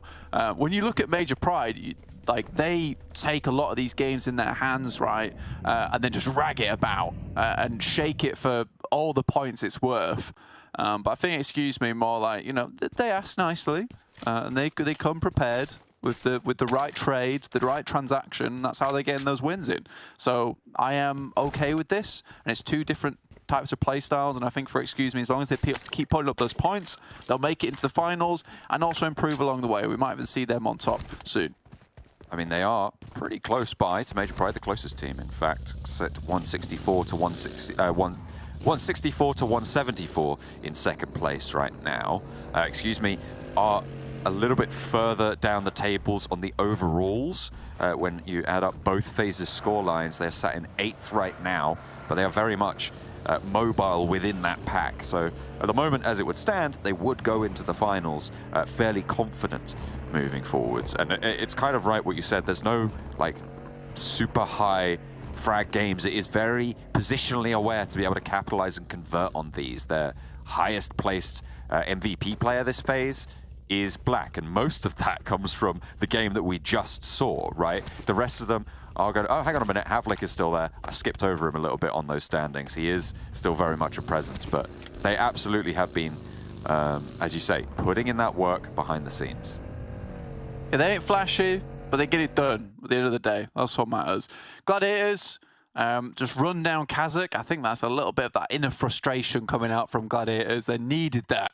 They needed to squish a player underneath the tires, you know, as a bit of an outlet. Because right now they are really not living up to some of the praise that we've been giving them before. Shift back over towards that eastern side. So Gladiators might need to rethink this rotation on the west. MUERTE and NEXUS, on the other hand, very happy with this. Circle basically comes over to them. Gives them a little bit more time to play with. Unfortunately for Unicorns of Love, they are going to have to swing down there. Similar for KONINA Power as well, who have rotated all the way over this north side, are going to have to push down south. ARR went to Everest pretty early, and now they're right on the edge. Yeah, I mean, I said it was going to be a big-time rotate, but now it's a big-time rotate plus. This is not good at all. A large-time rotate. That's right, for KONINA Power. So made a rotation, assuming they'd have to come in through South Georgia. Now forced back down and past Hospital. Effect gets knocked. That's from Major Pride. A good refrag, honestly. Not a refrag, but at least a knock backwards. Tapok, though, falling to Terminus. And AR still circling. Not quite sure where they want to go. Tapok trying to give them the run around. It's not good enough. Yeah, they're just going to leave Tapok there. A Major Pride roll up on Elementrix. Becker, the next to try and take the challenge. Effect has gone down. Monkey up and to the ridgeline. Habez also spotted. So just the one player now for ARR. Becker against Major Pride as 3. The nade around the side. That's going to be it. ARR fall. And the Everest position, too hard for them to get away from. Yeah. Effect will be picked back up again. So although that fight was a little bit scary for Major Pride, at the very least they don't lose any players, which is very, very important for them. SHOCKWAVE go for a quick scout out, and now are looking to move further down into the fields. That compound's good, but honestly doesn't give you a lot of free reign over this circle. The angles just aren't too amazing. Yes, it gives you some control over those rotations on the western side, but you want to be in the thick of it. You want to be in the middle. Tixie, there's the rundown on a striker. Fade away from Tixie. He doesn't even need to look at that flush. It's the rundown you were talking about earlier to maybe assuage some of the feelings that Gladiators have pent up over these last couple of games. Feeling the burn. This time, Gladiators will move to that summit as SHOCKWAVE and KASIK team fight for the central area. Ingush launching ordnance out to the French team's direction. A little bit out of range. The smoke's just giving them that cover. Terminus gets knocked. Nasty headshot comes his way. KASIK off in the distance. Not the worst rotate for SHOCKWAVE in the world, actually. Actually get into a good spot. Major Pride now have to make their rotate. Regrouped, reassessed. Able to rejuvenate some of that HP on board. Gladiators up in Everest. I mean, their rotate on the western side, obviously it wasn't amazing for them as it shifted back over towards the east, but they've made the best out of it. And now they actually have a good rotate as this shifts back up to the north. So I think that Gladiators, if they're fast enough, can get to one of the strong positions in Ruins. But MADBULLS start sending up. Zerich is far behind, bit of a straggler here. Unicorns of Love are very early in as well, so it looks like that is going to be the team to watch out for here for all of the squads looking to push in from that south side. The hills open and bare to them. Meku staying back to potentially backstab on the KONINA Power rotation, as Gladiators will have to hold that coming through. Major Pride forcing KONINA Power into a desperate channel with VIRTUS.PRO direct ahead as well. There's really hardly been any conflict so far, John. Only one player gone down, maybe 2. Now Agorazin falls, but not quite flushed yet. Is now, it's now down to 53 players. But 14's team still alive, a lot of 4-man squads still kicking. And AAR being one of those teams to just be fully knocked out. It's pretty crazy, all in all. I'm liking to see it. But I think that it's only going to get more and more claustrophobic in this circle now. Not a lot of areas where there is specific compounds to play, and teams will get caught up on one another. Got Project diverted away through the valley between Major Pride and MADBULLS, having to crash straight into VIRTUS.PRO. There's so many teams already heading to the central area. Of Hayes tries to light it up, gets one for Madness. Even Esker puts him back in place, but the rest of the team there for VIRTUS.PRO stays alive. Folly, the only one to fall so far for VIRTUS.PRO in the game, but of Hayes, dangerous res. Successful diversion coming through from Major Pride. Actually just send Dark Project like a couple of German shepherds down to scout out the position underneath them. Unfortunately, they don't come back when called, which is good news actually for Major Pride, which means there's definitely someone there. So they don't have to scout it personally, but at least they have a good general idea of what's going on in that location. Gladiators still up on Everest, gathering information, but I think this team's too hesitant at the moment. I don't think they want to grab these central compounds, and I think that, you know, playing heavy edge in this lobby is not working out. There's too many teams happy to move towards center, pick up these spots, and there's too many teams around them that too badly want to play this edge playstyle. I'm looking at MUERTE, for instance. They were very good at the edge playstyle, but I think you have to be a bit more urgent. I think MADBULLS is certainly a team that is realizing this more often than not and sending closer to the center each time. Excuse me, realign and reassess. Try to push in towards Major Pride. They've been poking at that western side. They tried to move up the top of Everest. They backed off against the Gladiators. They've tried to move in central against Major Pride. And now, if they want to go for this push, they're going to have to full commit. However, haven't really seen that power from them, as we were saying before. They want to play positionally. This circle is huge for Gladiators. It's really big. It's really, really big for Gladiators. Heads down towards that compound that just has the stairs that head down from Everest to Ruins. It's a really, really strong position. Major Pride also still in a good spot, excuse me, sharing the space between them, but with no compound to speak of. A lot of these teams towards the eastern side, this is a struggle bus. Hard game, a lot of hard shifts. We get one of these at least once a day, and teams are just at the whim of the circle itself. Feels like we've had quite a lot of hard shifts today. It has been pretty tough. Tough going for sure. Gladiators just putting lead down Rage and Furia. Struggling because of it. Major Pride hesitant to push out, and you would be. You don't want to open yourself up to unnecessary crashes from the flanks to come on through. Havlik very, very low. Just wants to commit and get this res off onto Furia. Nexus starting to make their push on in. You've got to wonder where are they going to crash. Excuse me, most likely going to be under pressure from this. Nexus trying to move through, and KONINA Power maybe diverting them, pushing them further away. MADBULLS and Major Pride sit ahead, but excuse me, still being lit up by Matic and the rest of the Gladiators. Drawn short in the fields as Nexus to stop. Yeah, I mean, I will say Major Pride's done a great job to put down the traffic cones and just send people away from their position. Dominating from this spot, but not only dominating, getting a lot of elimination points on board as the time goes on.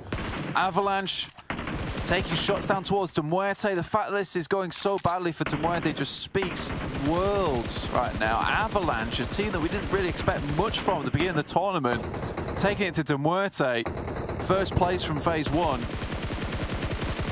And we haven't really seen too much from Avalanche. We've seen some glimmers of hope so far, but they are definitely flagging in terms of the point scoring overall right now. 17th place on the totals. And they will fall down once more. However, MUERTE get away with just Happy J as a casualty. Maybe even Resable here if the blue zone doesn't tag them too soon. Might be able to get back up as 4, but where do you go from there? You've been slowed down a lot. And MADBULLS hold the compound ahead. Narvalo already down as Gamelord try and push onto it. Zerich wants to launch nades down and roll them over this ridgeline. Frozen Tulika also on this front, as the nades fly back as well. Yeah, Rob's sending more in. MADBULLS just need to trickle these nades over the ridge. One knock's already gone through. Tulika might get the brunt of that. Shockwave, though, getting ripped to pieces by the dogs in the fields. Just Trazen alive on the barest amount of HP, and English just sending those bees flying. It is absolutely going to sting for Trazen to be last standing. Gladiators as well. They've left Kitsune up the top of Everest with such dominant oversight over teams like KONINA Power. Even this Shockwave push can back up the team very, very well. Major Pride have started to scout out towards Gladiators as well. Yeah, Gladiators still holding strong. Kitsune with that really good spot on top of the hill. Game Lord goes down. MADBULLS for strong position there. Now looking to finish off Victor and Narvalo, two really strong players in their own right. MADBULLS need to conclude this fast so that they can get on the bike, because the shift has gone west, away from their compound. Yen on the corner, found by Victor. But there is a trade. There is not much time to play with, however. Robs, you don't want to get too close to this guy. A powerful force. Frozen, look at a smoke up and commit to this res right now. 20 seconds left before the shrink, and you need to get it done. VIRTUS.PRO, however, are going to push in from this north side, and a nade over to Zerich might spell doom for the MADBULLS. Doom indeed. Tulika looks to finish off the final remaining players, but it's not looking good for MADBULLS.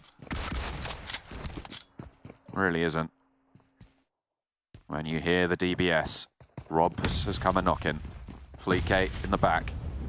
Under pressure from him and Narvalo as well. 2 first aids, doesn't even commit to the full one, but gets an excellent push out knock there. Catches him by surprise. Robs tries to turn the corner, but Fleek nearly gets the pre-fire. That one's good for it. And there's a nade to answer. Where did that come from? VIRTUS.PRO? Are they even in the north? No, it's a team nade from Tulika to take down one of his own, and that is really unfortunate timing. VIRTUS.PRO trying to move away from this as Unicorns of Love are sidling on in from the northern side. Unicorns of Love have been spending so much time out towards Castle. They had free reign around Ruins. They will remove some of the members from VIRTUS.PRO as they're sent flying over towards Major Pride. And Major Pride's got a lot of teams coming their way, but they have been so strong in their defense, a veritable fortress on their side of things. Gladiator is starting to move down just a little bit. Malloy in the way. Meku should spot.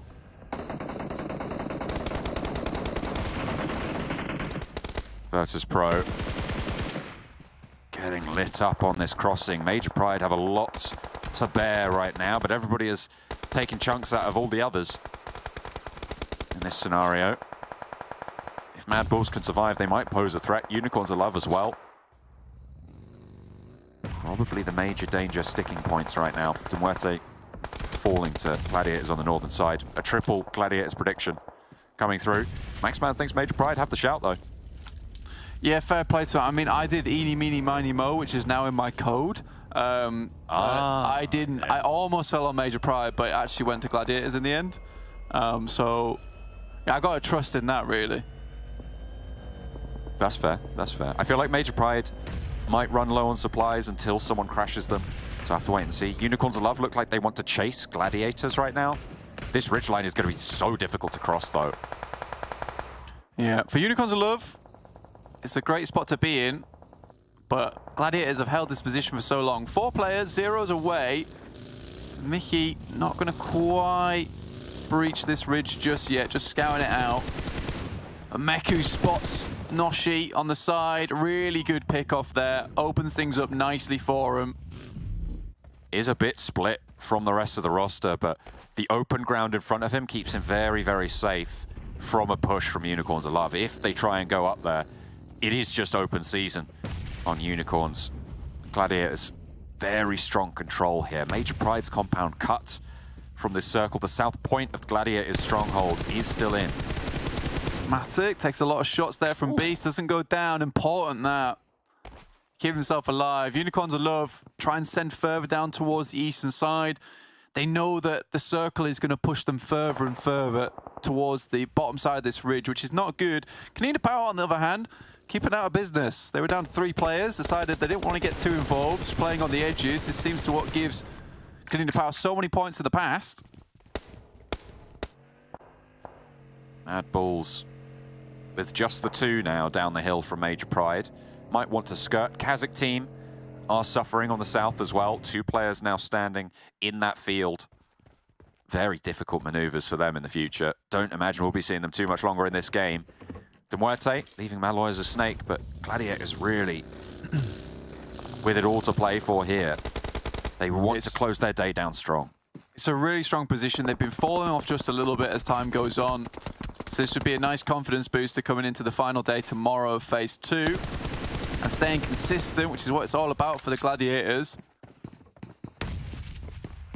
Nade from Monkey lands onto Frozen. That Yen nade is also good onto Fleeke. Not too much damage, but both players now completely found out. And they convert on this information beautifully. Yen gets the flush over onto Fleeke with another nade. Frozen already low. The MADBULLS are looking to flag, but Ingush wants to maybe slow things down a little bit. Unfortunately, does get spotted. Frozen caught out in the open, and that's the end of the MADBULLS. KASIK team try to step to Major Pride, but you just can't. 10 eliminations so far for this team. Doing fantastically well. In the meantime, Gladiators are removing the threat on the eastern side of Unicorns of Love. 2 players already down, just Michi left remaining. There was a double nade coming through from Meku on the outpost for Gladiators. Michi around the tree trunk, spotted, sprayed, excellent stuff. The rundowns, the flushes, the vehicles are on the rampage now, and it's Major Pride with 4, Gladiators with 4, KONINA Power with 3 on the west. Matic in a bit of an awkward situation that has to get away. I like the timing at which he started moving up, but allowing those bullets to go through is real bad news for Gladiators. They wanted to get ahead of this push. They wanted to get into a position where they could start to fight this one out. But Major Pride wasting not a moment to take this position versus Gladiators. This is such a strong play, and Tixi is in nowhere a position to respond to this. They still need to be worried about KONINA Power because this plateau for them is so important to hold.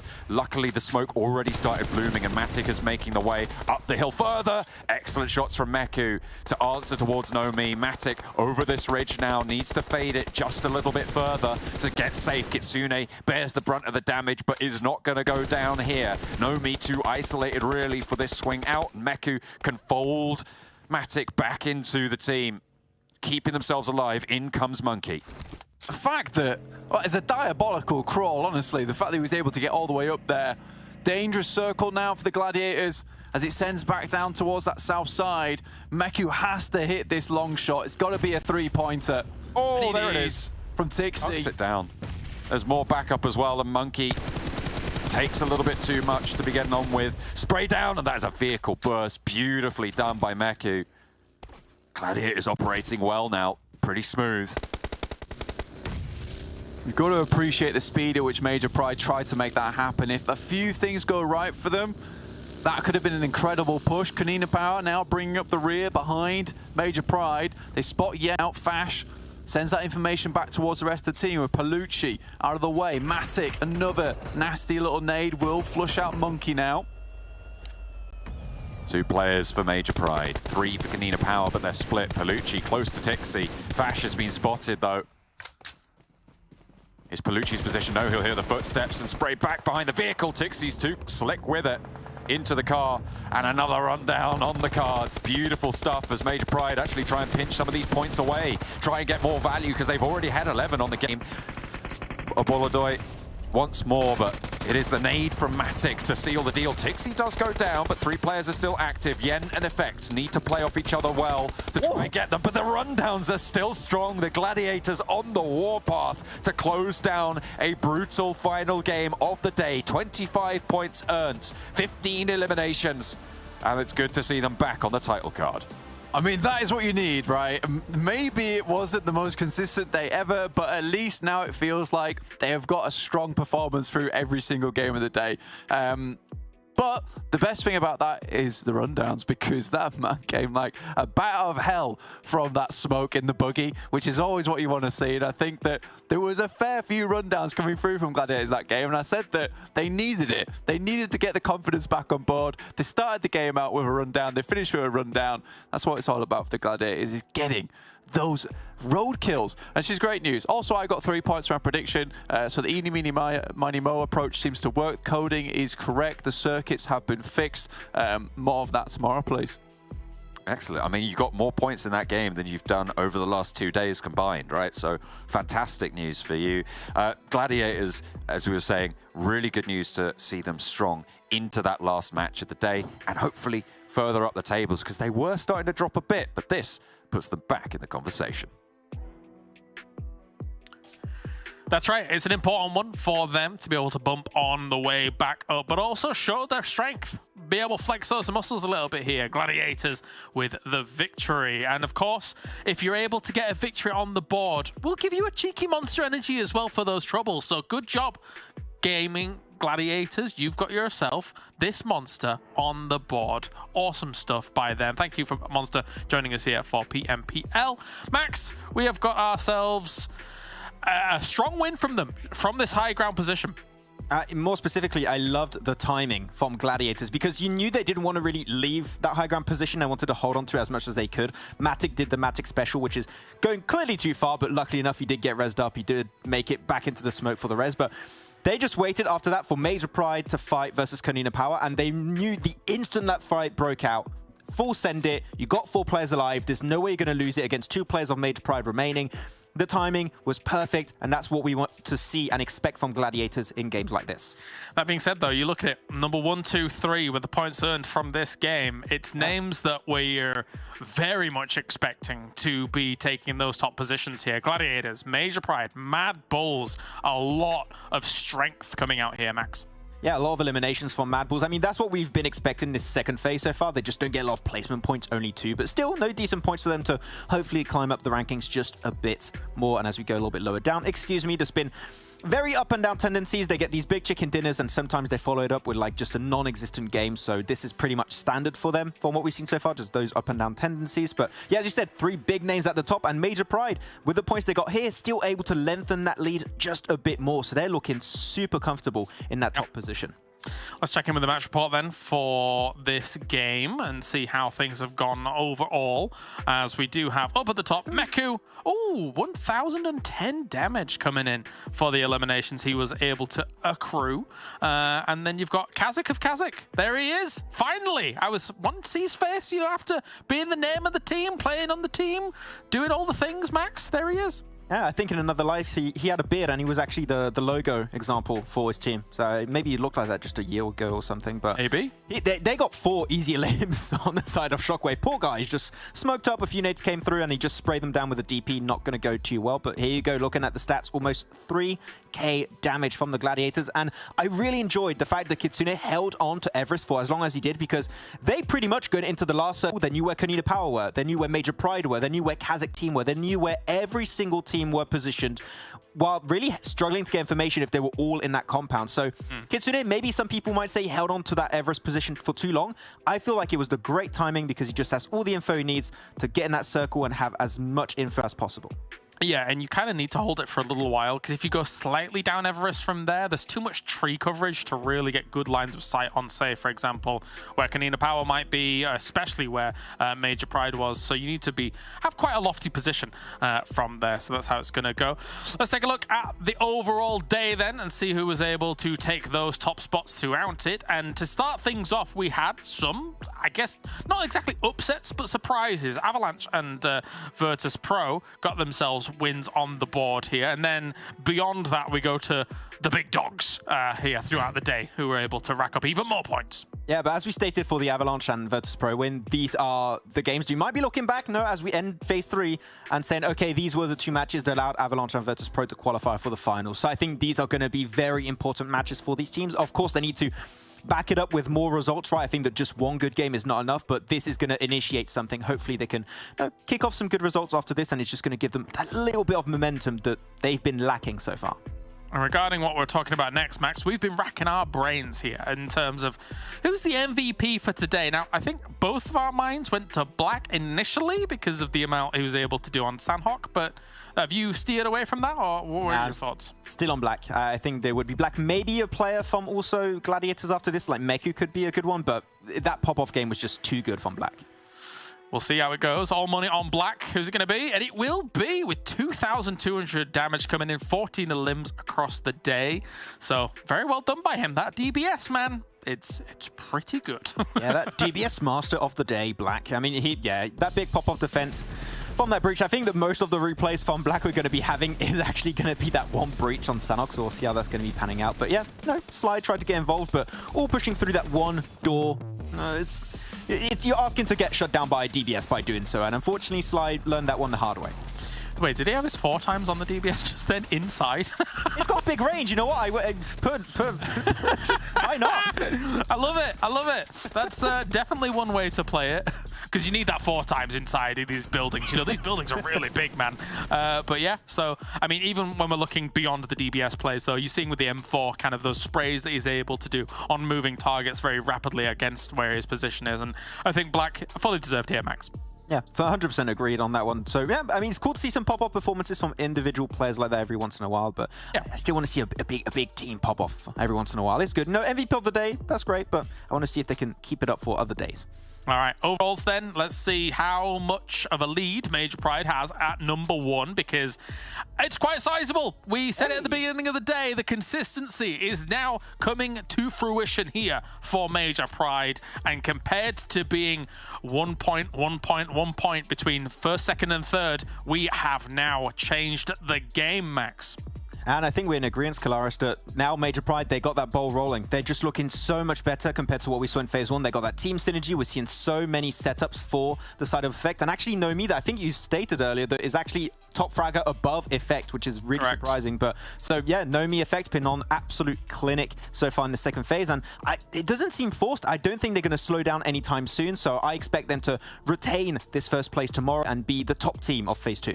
And a slowdown, hopefully, for Gladiators will be not on the cards, because they're 5th, and with one good game, they could easily jump up to 2nd place. So that would be a lot of points extra on the board, moving through from phase to phase, etc., as we move on down. Unfortunately, for some of the teams towards the bottom, it's not looking easy. MUERTE still 12th, not 13th, not a 13th place team. Oh, thank God.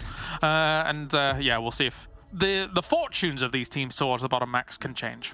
I still haven't seen my Dark product step up. I said it at the start of the day on the pre-show that I wanted to see after their chicken dinner on day 4, if they could have themselves a little bit of continuity, like kind of a chapter 2 after that chicken dinner, but it's just not meant to be. So yeah, I'm maybe tomorrow, but it's just not looking great so far. All right, let's tally up the predictions from the past 2 days here and see what's gone on. Before this game, Mr. Blank had 1 point. And now he's on 4. Good job, Blank. Well done. We knew you had it in you. What do you think, Max? He's unstoppable. Look at this guy. He is. Yeah. He's got the algorithm and the inni, mini, miny, mo. He did. Worked out wonders. So do that again all the time. He looks so in thought in this picture, but apparently there's no thoughts going on there at all. I'm just joking. I'm just joking. It looks like Max and John, very even Stevens at the moment. Again, quite surprising here, considering, you know, you're the smart one and John's John. Yeah, I don't know how to jump on that one. He can do math, you know what? I'm defending you.